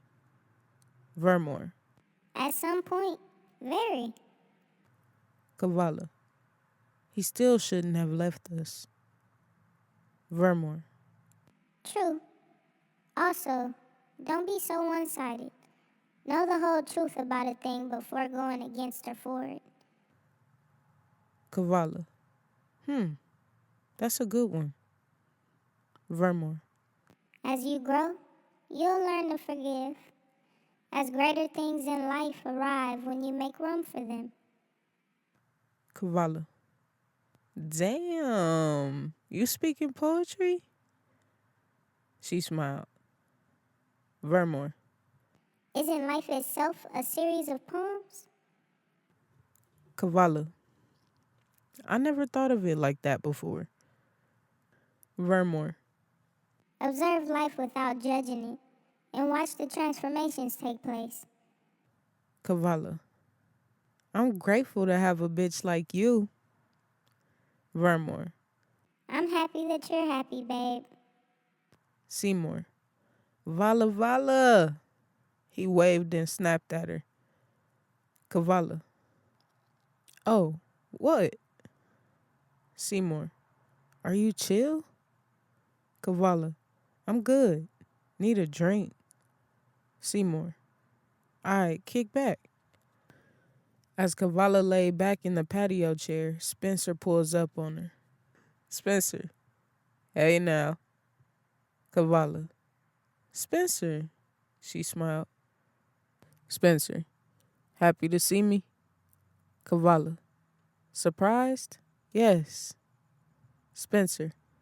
Well, at least you smiling. Can I get a hug? Kavala. Yeah. She got up to hug him and they sat and talked. Spencer. So you been good since last night? Kavala. It's okay. I gotta be up out of here soon though. Spencer. What? Why? Kavala. I want to say thank you for everything. Spencer. You my girl. Kavala. Yeah. You ate? Spencer. Nah, not yet. You not gonna tell me why you got a dip? Kavala. I don't know if it's for sure yet. Spencer. Why you don't just let me take care of you? You can stay at the crib as long as you... Kavala. Now, let's slow down. Crawlers don't die. If anything, they intensify. And I have to stay away from that. Spencer. What you saying? Kavala. It's probably best we keep our distance. She looked at him with glaring eyes. Spencer was quiet as the moment became awkward. Kavala circled her eyes around and looked up in the sky. Spencer, alright, I can respect that, he finally said. Kavala, cool, because I'm not in the mood to explain. Spencer, damn, you making me feel like I'm doing too much. Kavala, for me, it is a little too much. Spencer, I'm saying, you don't find me attractive? Kavala, not at all. You're my friend, my brother. Spencer, damn, like that? My heart. He smiled. Kavala, it's too many fish in the sea to be worried about little old me. Spencer, you the pretty fish though. Kavala, the corniness is definitely killing it. Spencer, aight, you really don't fuck with me. Kavala, you my brother, the plug dump. Spencer, plug dump. Kavala, never mind. Look, get you some new. Take your mind off me. Spencer, I appreciate the honesty. Kavala, it get like that. I ain't rude. Spencer, not at all. Spencer sat there hurt inside. But he felt like Kavala might see something in him eventually. So he fronted. Kavala, you drank anything? Seymour brought Kavala her drink. Spencer, nah, I'ma give me one. You want anything else? He looked at Kavala. Kavala, no, I'm okay. Ugh, why my coolest guy friends start crushing on me and shit? Why can't we genuinely hang out on some fun, chill shit? It's always, oh, what's up with you, girl? Smile, baby girl. Where you headed, PYT? It's like these men are just played. I'm not trying to talk to anyone right now. I need a man that's just right, if I even consider him at this point. Seymour, we about to shut it down. The sun about to roll in. Kavala, okay with me. Seymour, you good? Kavala, I'm fine. She sat and drank her drink. The sun crept in slowly as the people began to move out the venue. Spencer looked Kavala's way, seeing that she didn't want to be bothered. She just was sipping her drink. Spencer, I still want to take you on a date. Kavala, as long as you know what it really is. Spencer, psh, you still on that? He was still on that. I've been accepted you as my friend. He didn't. He's in love. Kavala, good. Just hit me then. I got things to do tomorrow. Spencer, okay, cool. Kavala, yeah, see you. Be safe. Spencer, can I get a hug? Kavala, yeah. She got up and gave him a hug. Spencer smiled, always seeing a chance in the little things. He turned to walk away, and he left, saying goodbye to Seymour and his crew on the way out. Kavala sat to finish her drink inside as it got lighter outside. Seymour walked in with Enzo as the shades closed in. Enzo, Vala Val, what's up with you? Kavala, I'm good, Enz. Good to see you. You looking good. Enzo smiled. Enzo, chill. Kavala smiled. Enzo was laid back. If things got taken to another level, he was always ready. But no one really knew that outside of him. He kept a really low profile compared to his brother Tesh. Tesh and C were the rowdy scene-based turned-up ones. Moody and Enzo were along for the ride. Enzo was still young, and he's a bit shy when speaking. Moody rarely talks, but when something comes out of his mouth, consider it the truth. He has a lady, and he moves like you don't even know he alive. Kavala laid herself down and tried not to think about all that's on her plate. She eventually got to sleep. Kavala's thoughts. When I woke up, I felt refreshed. I felt like nothing mattered. Kinda like this feeling that everything is gonna be okay. I looked around and I was the only one awake. I know C wanted to go with me to meet my aunt. That feels exciting to think all of a sudden. But I gotta go see Mama Luma about this dream I keep getting about this man. I got up to get ready real quick and headed out. I drove over to the Jets. When I got there, people were staring at me but not saying anything. Some sneered, some whispered, and some just stared, even from their windows. It was weird. I got to the door and knocked. Luma opened the door. Luma. Hey there, child. Kavala. Mama Luma. How are you? Luma. It's been a day, so better than yesterday. What brings you by once again? Kavala. Well, I've been having dreams about this man, but I don't know what it means. Luma. Are they romantic, platonic, or business dreams? Kavala. Romantic. She looked at Kavala and smiled. Luma. Come here, child. She led her to a seat right next to her on the couch. Give me your hands. Kavala placed her hands in hers and immediately began crying, and not no baby tears. Water streamed down her face. Luma, your gifts are very strong, and you need to trust yourself. Begin to harness and discern when to use your gifts. Call on the Most High and create a bond. You'll be fine. Kavala's thoughts. I don't know why I'm crying. Her hands are powerful, and I don't even know what that means. They're warm, like my hands are in gloves. I saw white hues of steam, or so I thought. The colors changed as tears welled my eyes.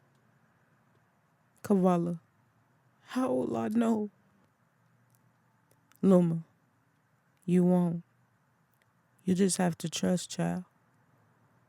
Kavala, what if I can't do it? Luma, you don't even believe that. Kavala kinda laughed and smiled through her tears.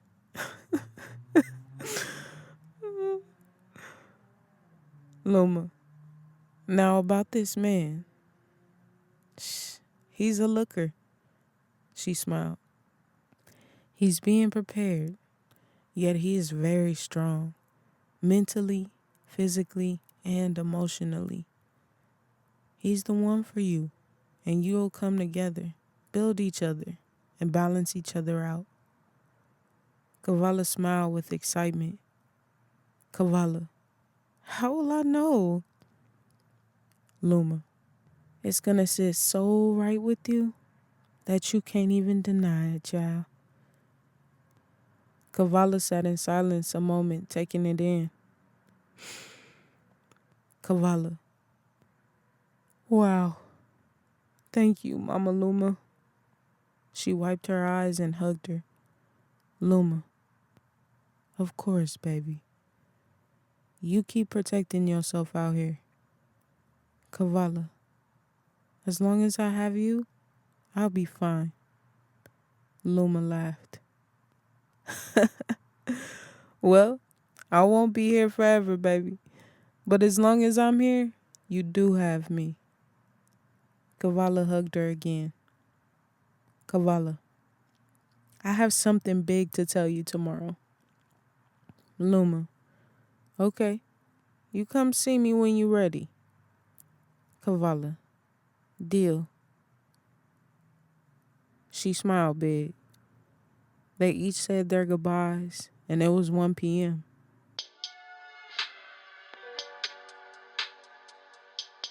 It was Tafina. Kavala, hi. Tafina, Kavala, it's Tafina, your auntie. Kavala, hey. Tafina, are we still on for today? Kavala, yes. My brother is gonna come along with me. Tafina, sounds perfect. Just send the address. Kavala, okay, I'll send it over now.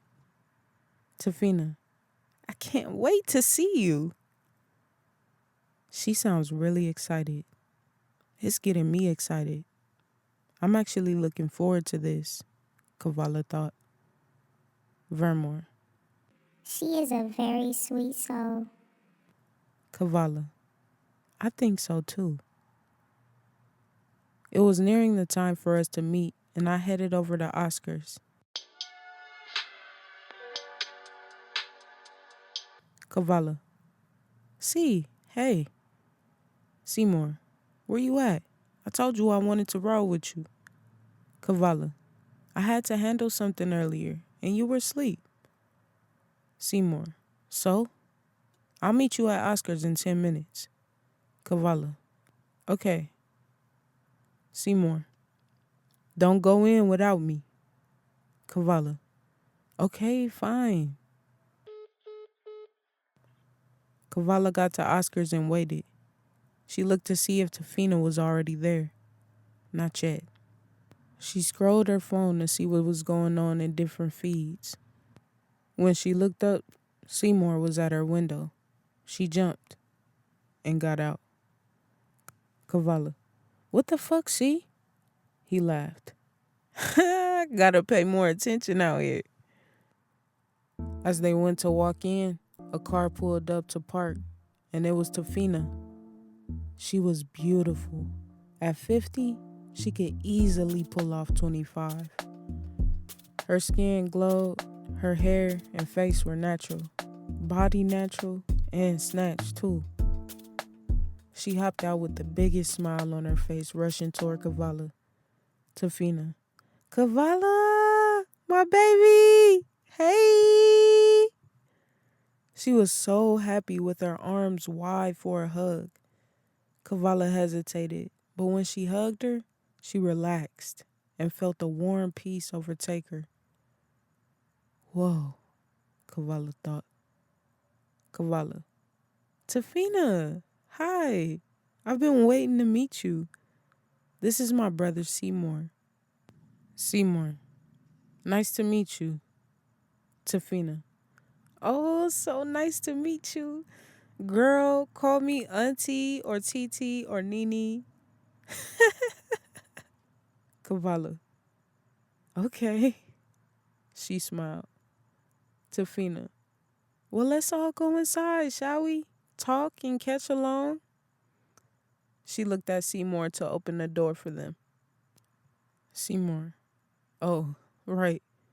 He smiled awkwardly, opening the door for both of them. Tafina, thank you. She's tough. Seymour mouthed to Kavala. I know. She mouthed back. They got inside.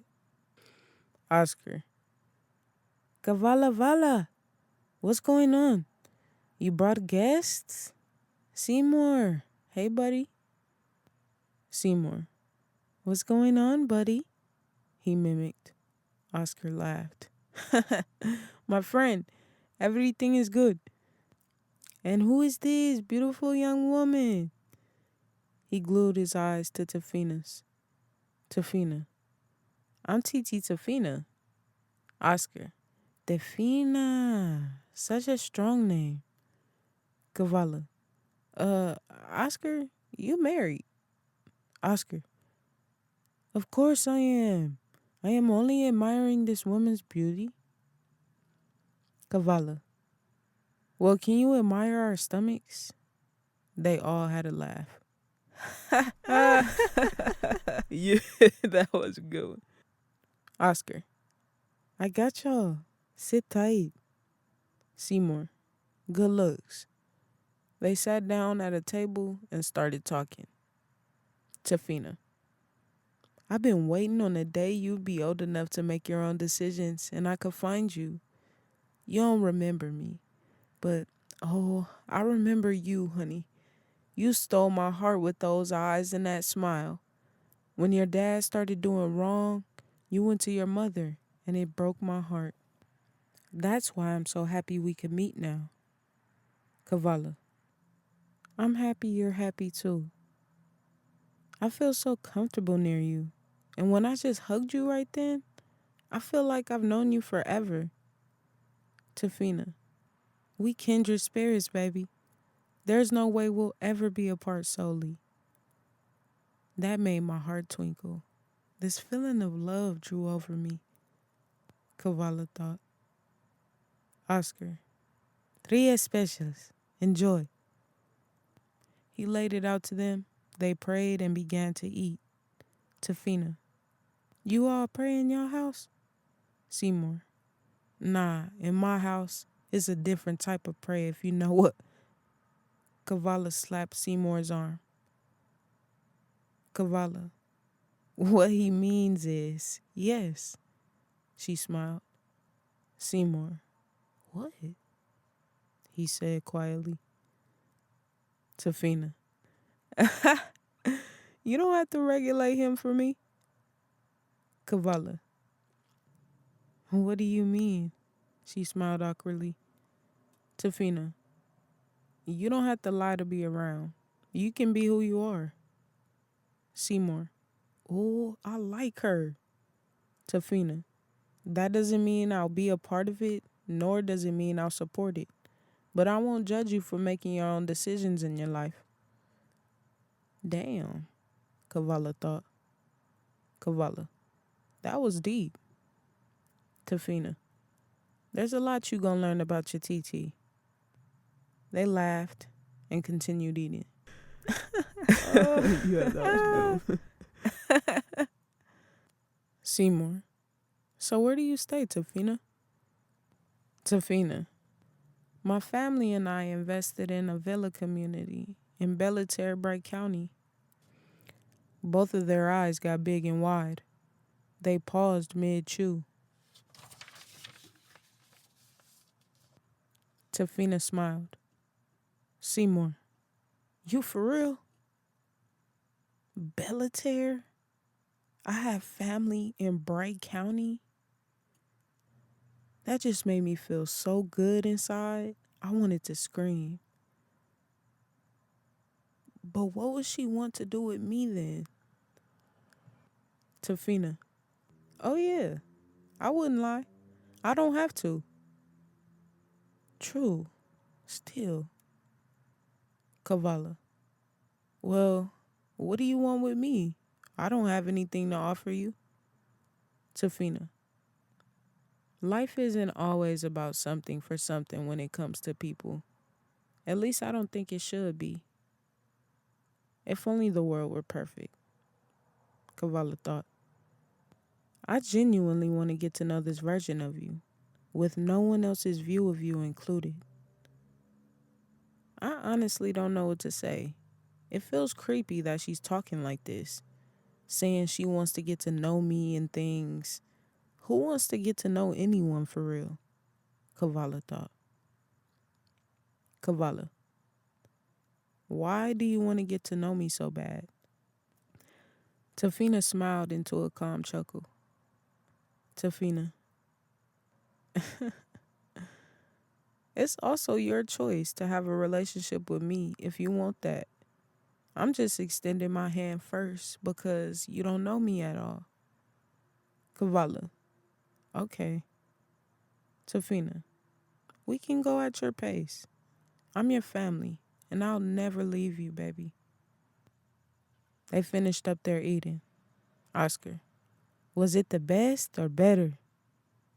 He smiled and they laughed. Tafina. Amazing. Thank you, Oscar. Oscar got lost in her eyes and snapped out of it when she looked at Kavala and Seymour. Oscar. Have a good one. Vala. Come back soon. Kavala. I got you. Oscar. Okay then. He smiled and walked off. Tafina. You guys want to come to Bellator with me? Seymour. I'm for it. Kavala looked at C and pulled him to the side. Kavala. Don't be on no dumb shit. Seymour. It's cool. I like her.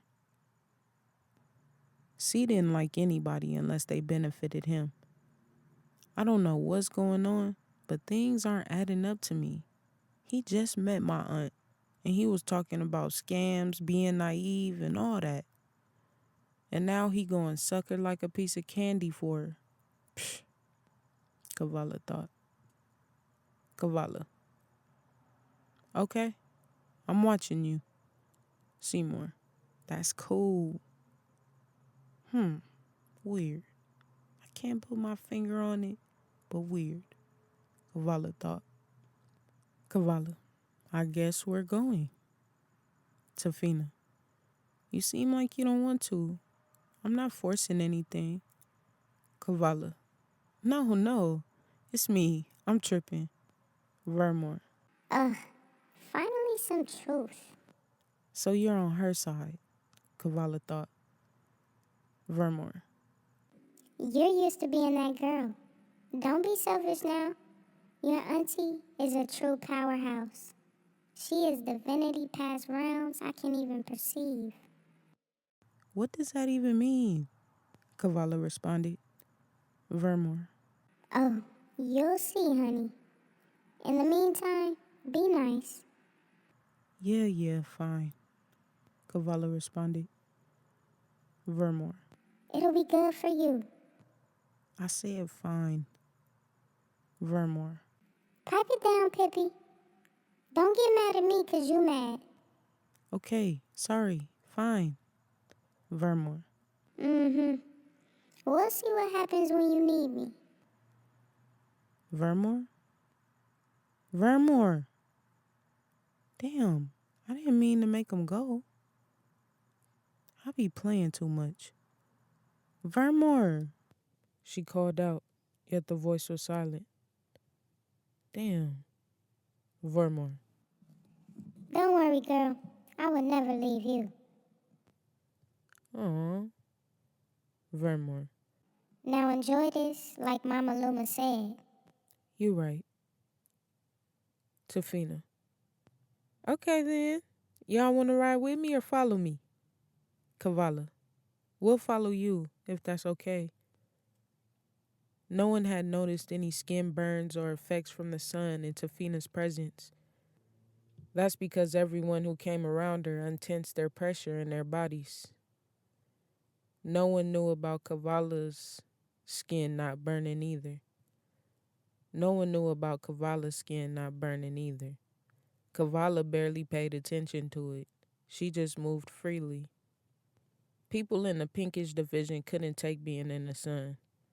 Having pent up emotions and looping thoughts of struggle and bad habits, they felt like their skin was always burning. So they stayed inside as much as they could while the sun was out.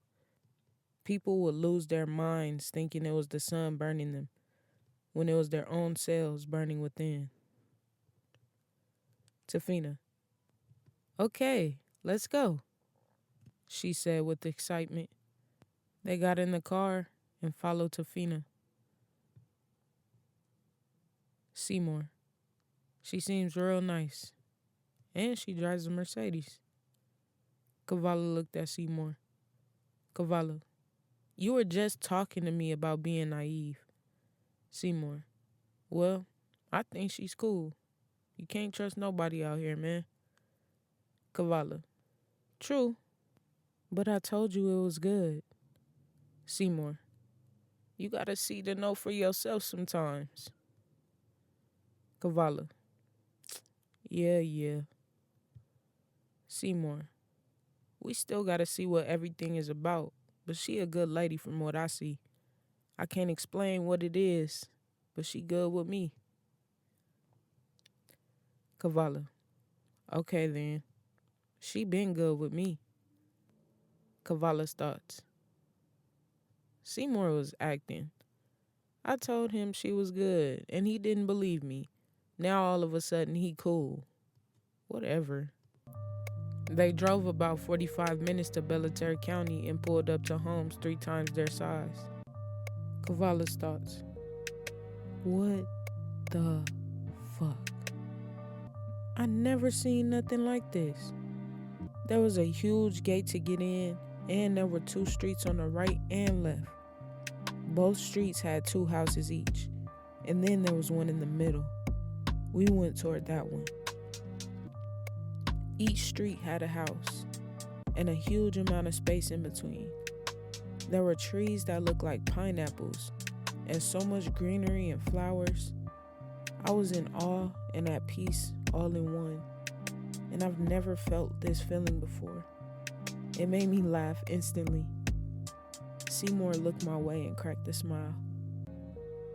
This was crazy, and I loved it. We rolled around a huge fountain and pulled up to a huge front door. It was like a pebblestone runway. Though I had all this excitement, I kept my composure. Things never last in my life. Seymour and Kavala got out of the car. Tafina. Welcome to my home. Come on in. Kavala. It really is beautiful. Seymour was in shock, still looking around. Thank you so much. They walked up to the door and then into the house. The ceiling was so high, and they had stairs. There were huge windows and lots of space. Tafina. So a little tour. This is the lounge room or front room. The kitchen, the living room, and 2 other bedrooms are down here. Me and my husband's room and my daughter's rooms are upstairs. We have the pool, bar, and entertainment cave outside, and your other aunts and uncles live in the other houses you saw.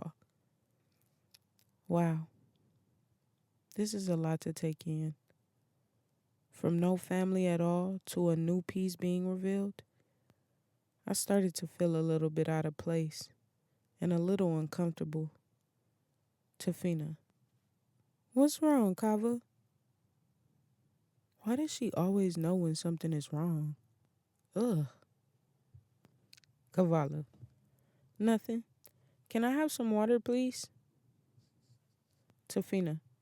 Of course. Are you okay? Kavala. Fine.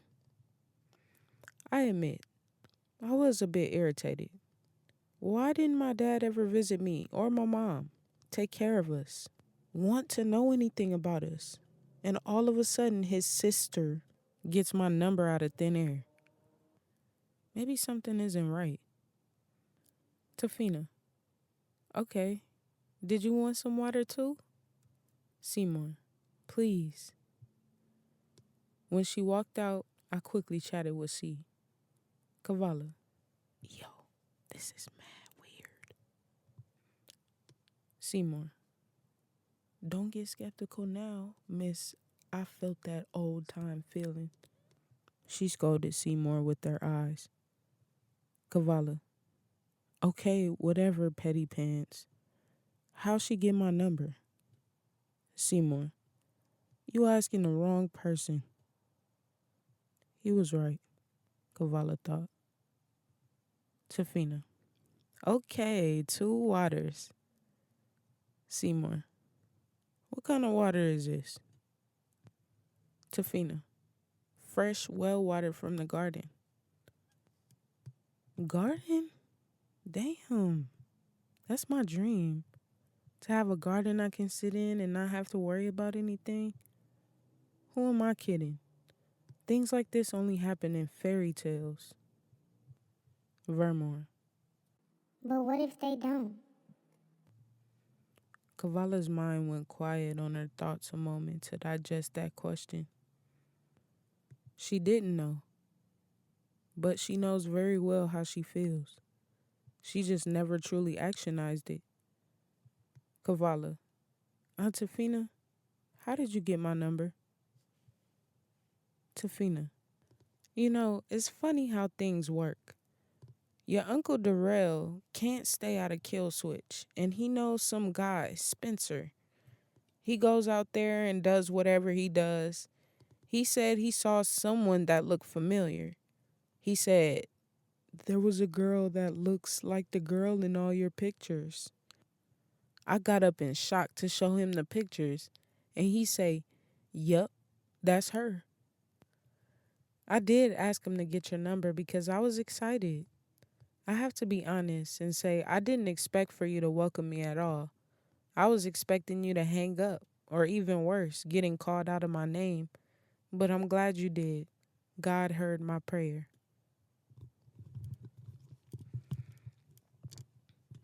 Kavala. Wow. Seymour. Damn. I couldn't even make that up, and I'm a cold ass liar. Kavala. Let me see. I called Spencer. He answered on the first ring. Spencer. Yo, yo. Finally got to me, huh? Kavala. Did you give out my number? Spencer. Nah, what you mean?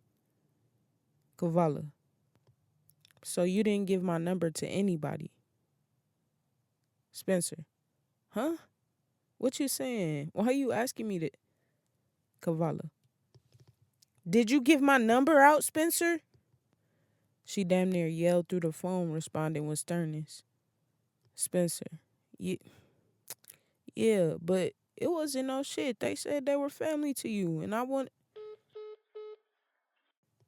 Tafina. I see you don't start the trust up until you made your presence. Just like your mother. She smiled. Kavala looked nervous and uncomfortable. Seymour. Well, you have a beautiful home. Tafina. Thank you, Seymour. You're a sweetheart. Kavala. So tell me about my dad. That's what you invited me for, right? Tafina. You sure you're okay, Kavala? I hope I didn't upset you. I hope I didn't upset you, Kavala thought. Vermore laughed. Child, you a mess. Kavala stood in seriousness. Kavala. You know what? Fuck it. I am upset. I'm upset. I'm upset about my father. Upset about the fact that I have a rich family. Tafina. Wealthy, babe. Vermore. Definitely wealthy. Whatever. Wealthy, uptight, hidden. I got money and you don't. Gardens and shit. It's people struggling. And you live out here, out of the way, with all this. How selfish. She stood quiet as Seymour and Tafina looked at her. Tafina had a soft smile across her face. Tafina. Can I give you a hug? Kavala was quiet as she came closer to hug her, and as soon as she did, tears flooded her eyes, and she sobbed deeply from the internal pain. Kavala's thoughts. As she came closer, I just felt a sudden urge pushing a release button in my body, if I could describe it. I wanted a hug, but I didn't want it to come to this. I felt these lumps in my throat and swallowed through the tears. I haven't cried like this since I was a kid.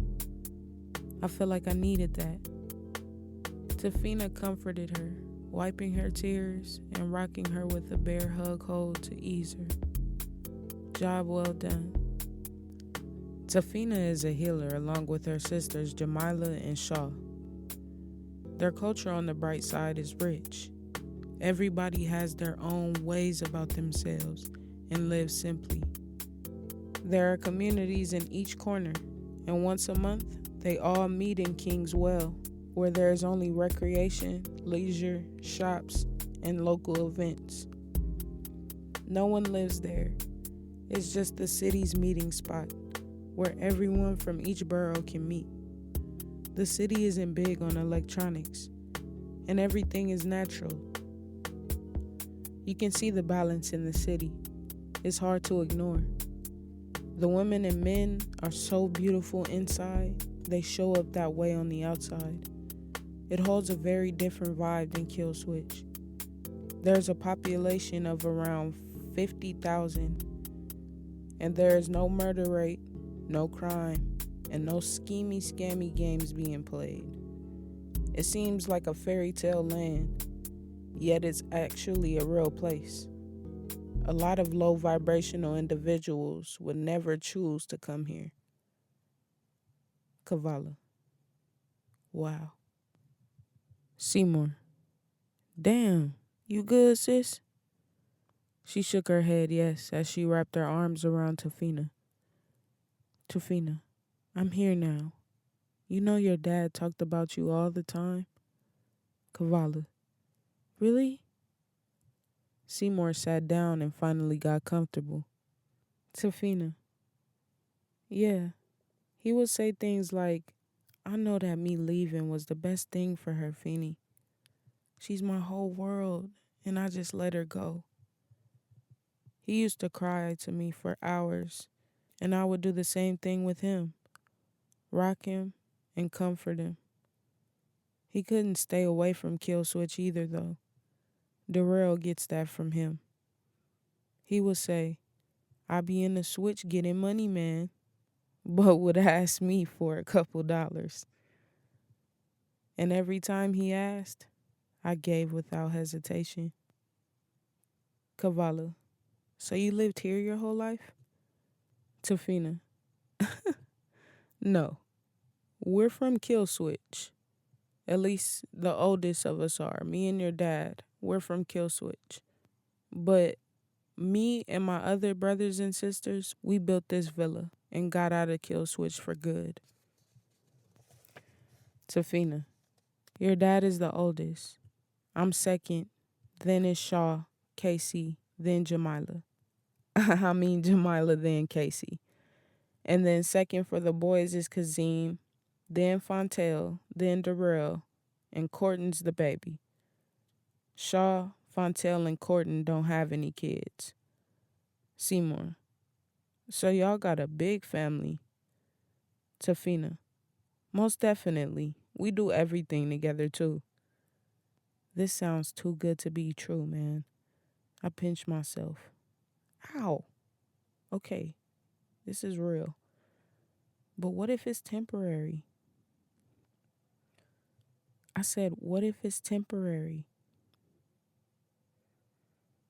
Vermore. Vermore.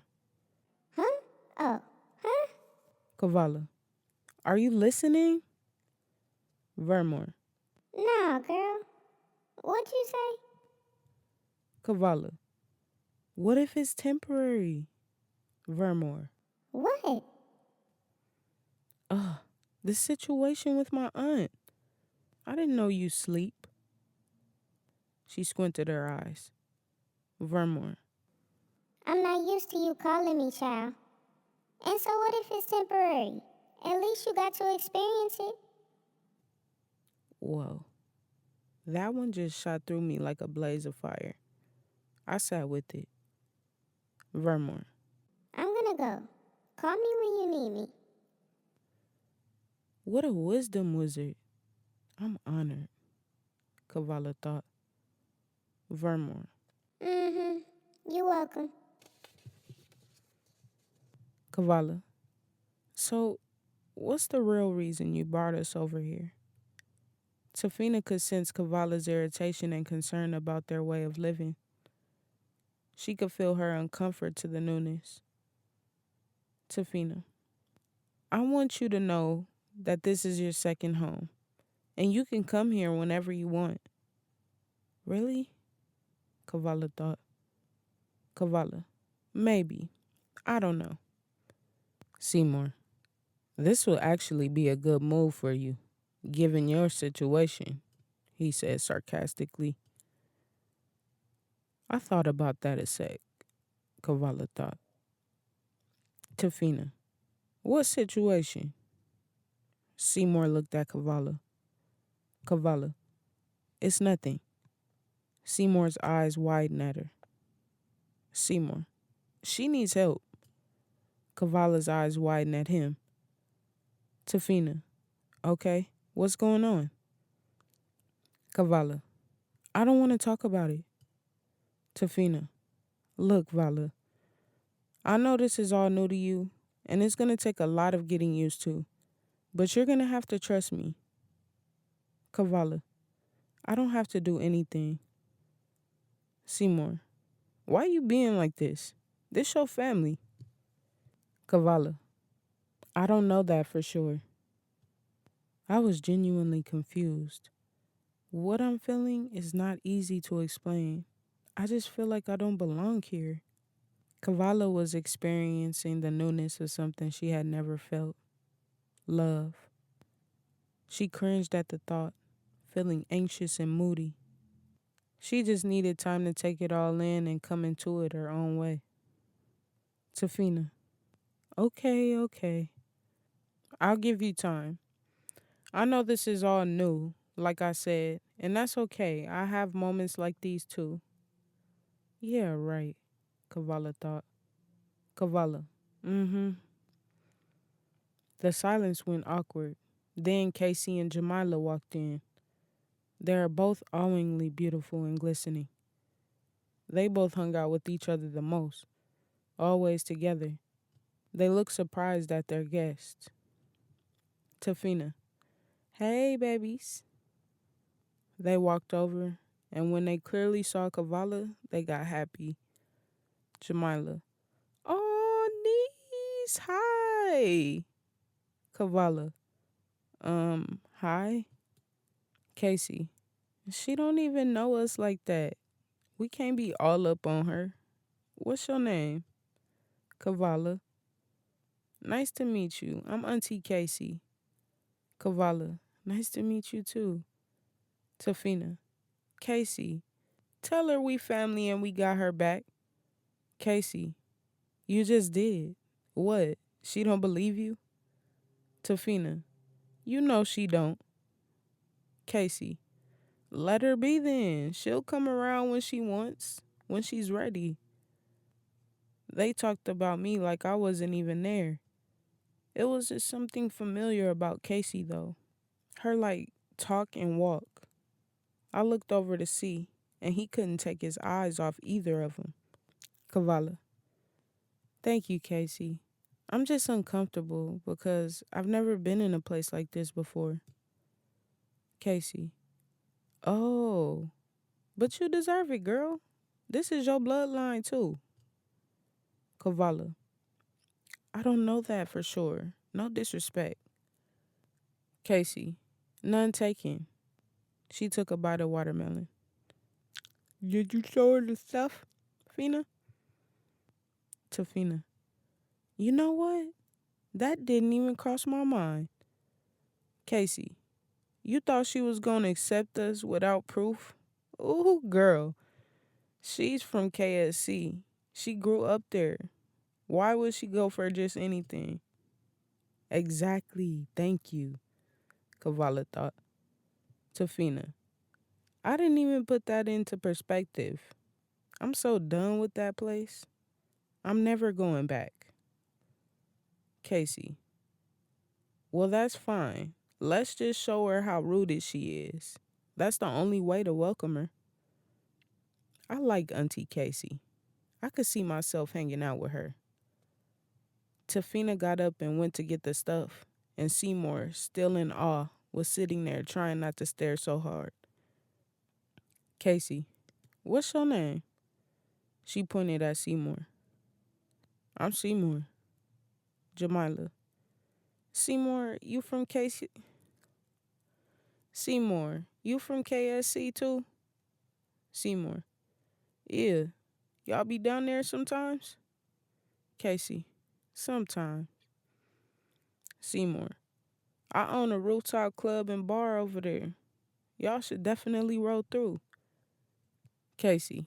Sounds fun. That's good though. You run your own business and stuff.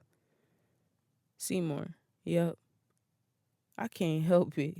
Y'all are both so fine. Casey. Oh, thank you, sweetie.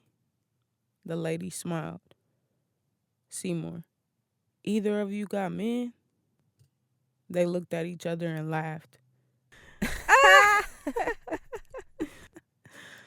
Jamila. Plenty. Kavala smiled without engaging in the banter. Seymour. That you locked in with? Jamila. You trying to be in the rotation? She laughed, and so did Casey and Kavala. Seymour. All day. Jamila. I like him. He's confident. Seymour. You know that. Jamila. I got a baby. Seymour. Oh yeah? C ain't like kids. He rather a female with no bags. Kavala thought. How many? Jamila. One. Seymour. Just one? That's it? How many you want? Jamila. Like 10.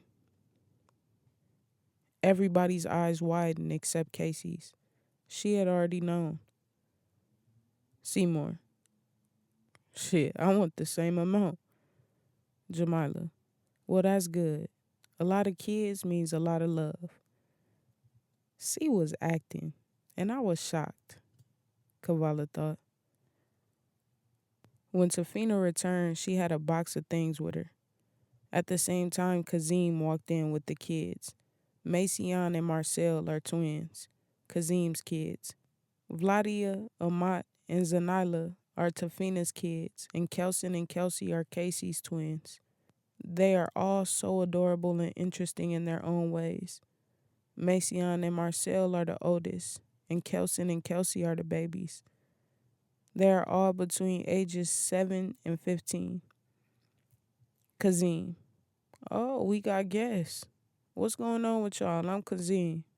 You look familiar. He extended his hand toward Kavala for a shake. Kavala. Yeah, I'm Kavala. Kazim. This who you was telling me about, Fina?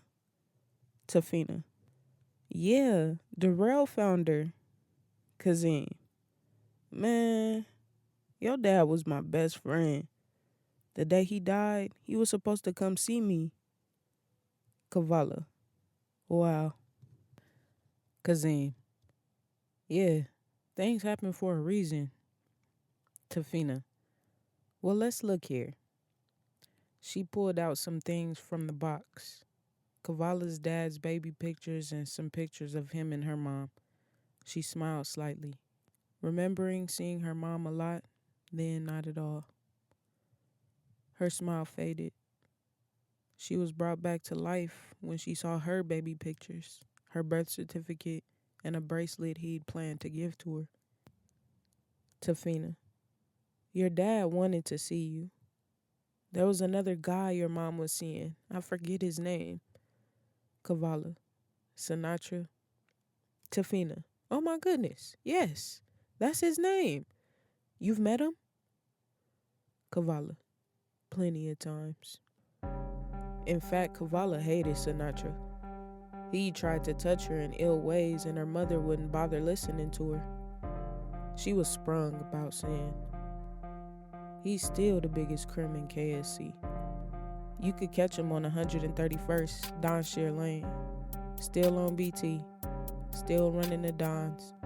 And still taking grannies, mamas, and aunties.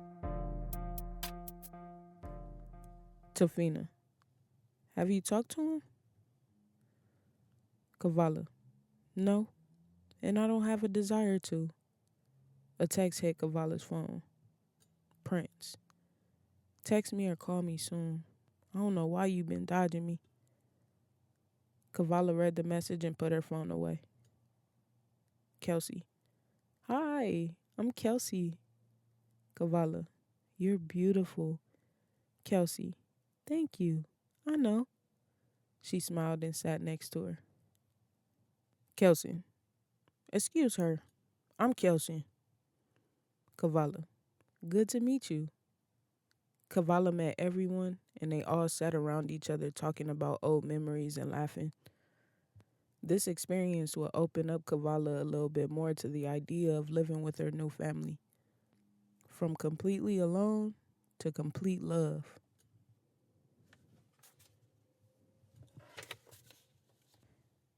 Casey. Y'all always welcome back if y'all want to come chill with us. You too, Seymour. Kazim. Bro, I know you like corners. Seymour. For sure that. They dapped each other up. Kazim. Well, let's get a fun night going or something. Jamila. That sounds fun. Kazim. I'ma put it together and we'll link. Seymour. I like that plan. He looked at Kavala. It was hard for her to hide her feelings about her new family now. She had fallen in love. All in a day. With the kids, her aunts, and Uncle Kazim. Kazim.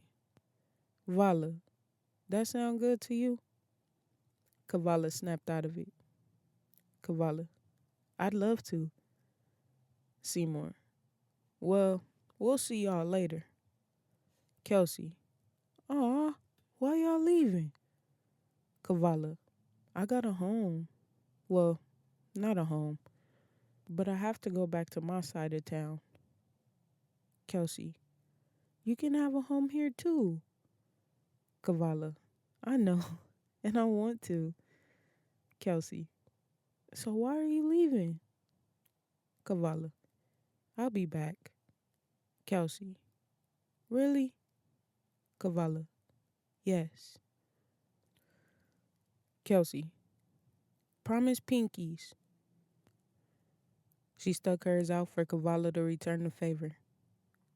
Kavala. Promise. Their pinkies connected. Kelsey. It's okay, cousin. You going to make your money, huh? Kavala. What? Kelsey. It's cool. Just make it back in one piece. She laughed again, and everybody else did too. Kavala. You are too cute. I love you all. We love you too, they responded, scarily at the same time. Tafina. Let me walk y'all out. As we walked out, I never felt so refreshed, so loved, or so supported. This was to fill my mother and father's voids I've been harboring for so long. It feels like healing old wounds. A car pulls up in the driveway as they walk. It's Nick, Tafina's husband. Nick. Who do we have here? Miss Kavala, who I've been hearing so much about. Kavala smiled. I'm Uncle Nick, and me and my honey are going to take care of you. You hear? How you doing, young man? Seymour. I'm doing great. How are you, sir? I'm Seymour. Nick. Good to meet you. Y'all together? Kavala. Nope. This is my brother. Nick. Okay, I see. Well, it's good to meet you. Kavi. Remember what I just said? And I know you'll be by soon. He smiled and walked into the house with his briefcase. Tafina. I'm so glad you're getting to meet everyone. Next time you'll meet the rest of the fam. But oh, Kavala, I'm so glad you trusted me enough to meet me today. And we've got a long life ahead of us. Whenever you're ready, we'll be here. She hugged her tight and held her shoulders on the sides. Call me whenever you need me. Kavala, thank you so much, auntie. I'll be back for sure. Tafina, okay then. I love y'all and drive with protection. Seymour, I will. Don't worry. Tafina, I never do.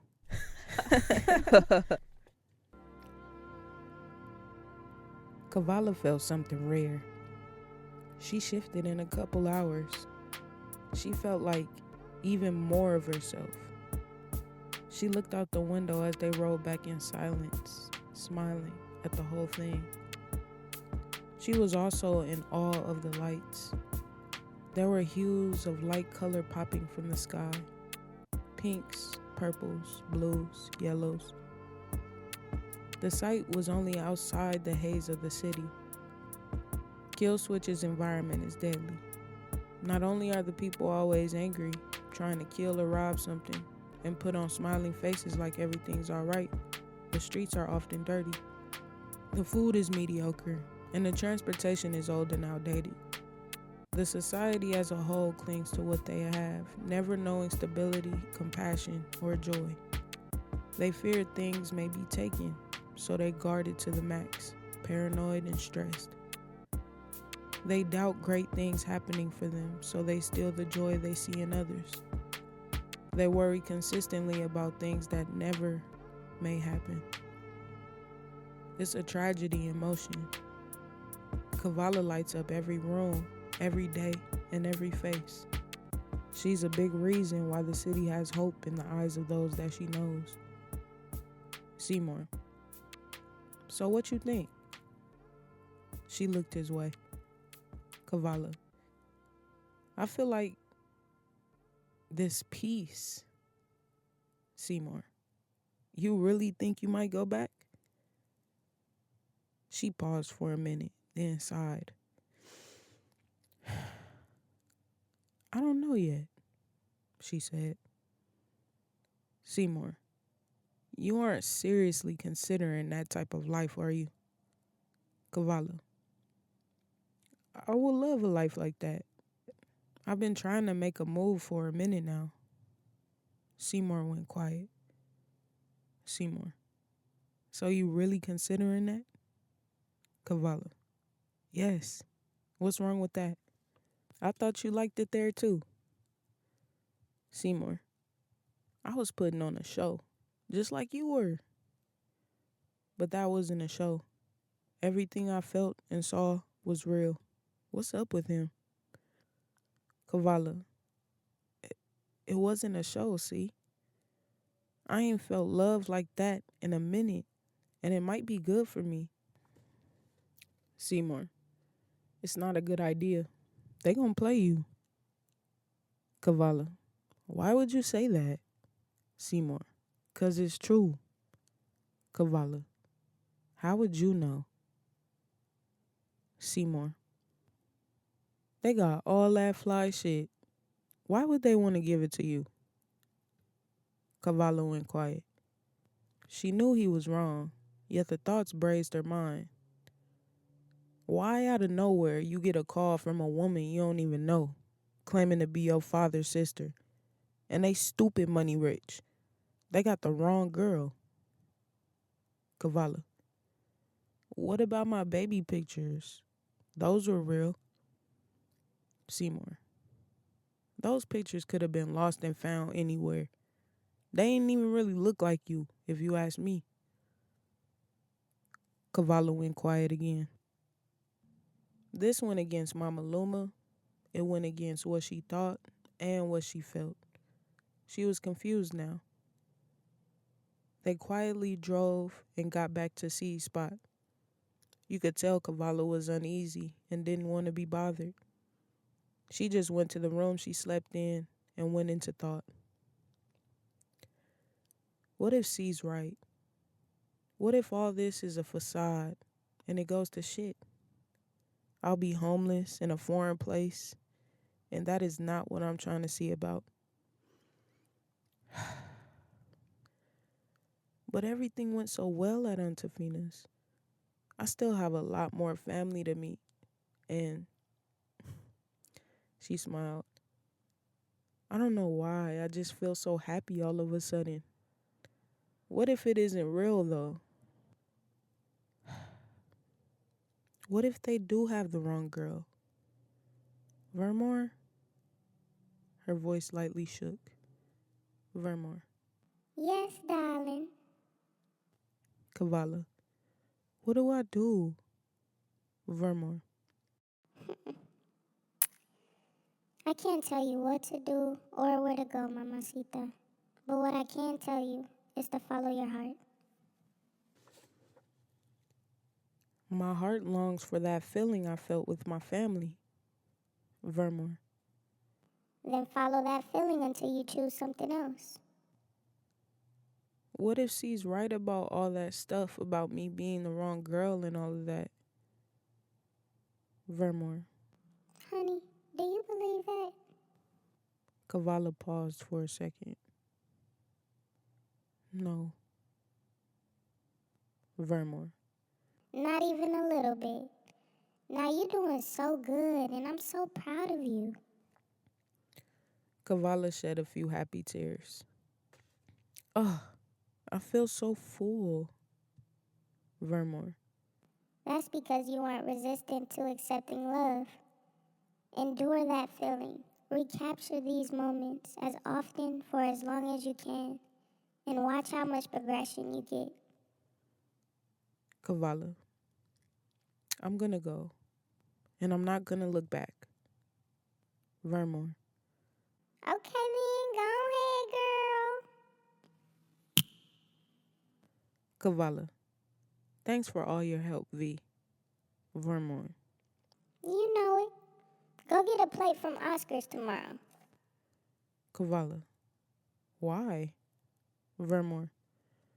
I'm craving a double toast stick with soft cream and honey. Kavala.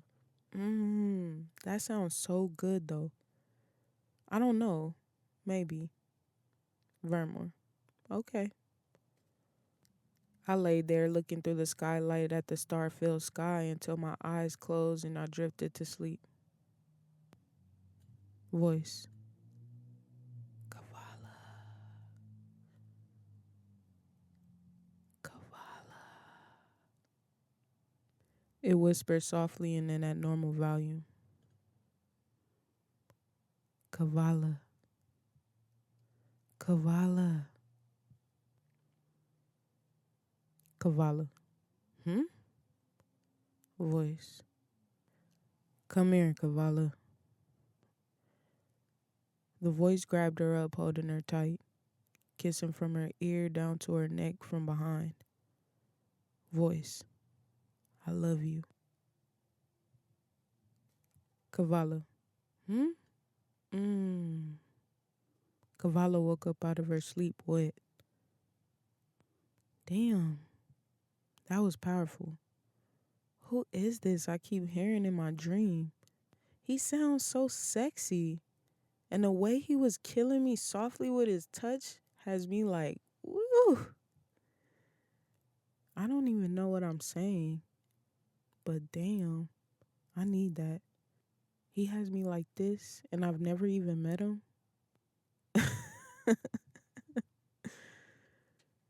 That is some power. The sun was creeping up and Kavala had enough money to be good and leave. She didn't need anything else and was ready to leave Kill Switch. It had taken her childhood and made her a better woman at the same time.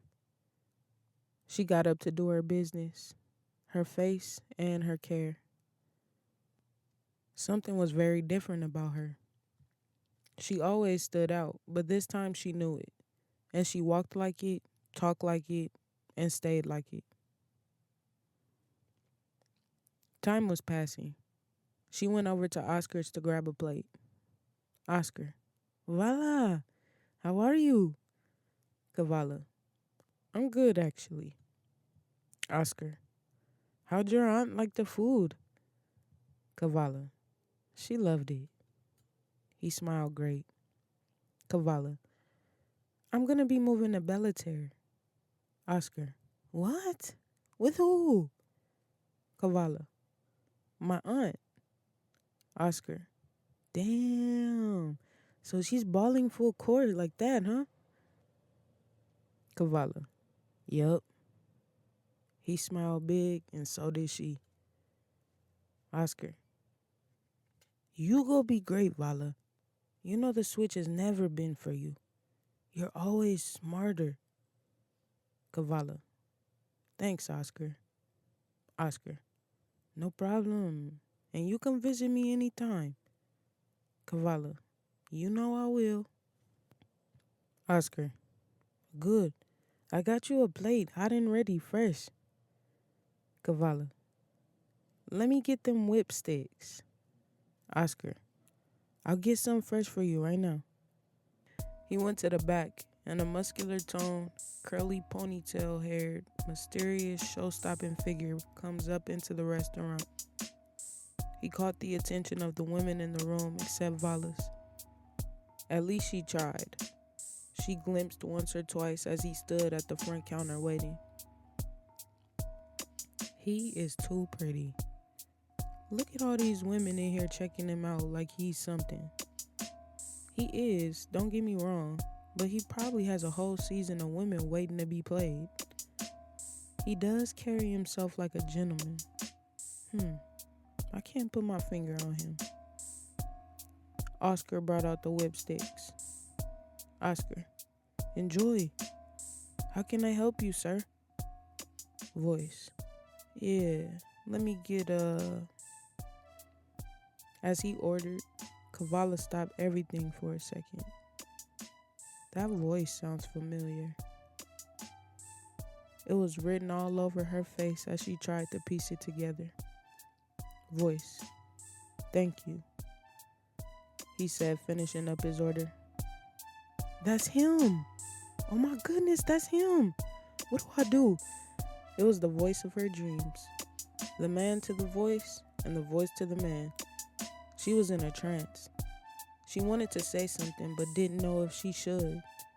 If so, how would she say it? Voice. Excuse me. You are beautiful. Can I get your name? Kavala. And you? She smiled shyly. Voice. I'm Quasi.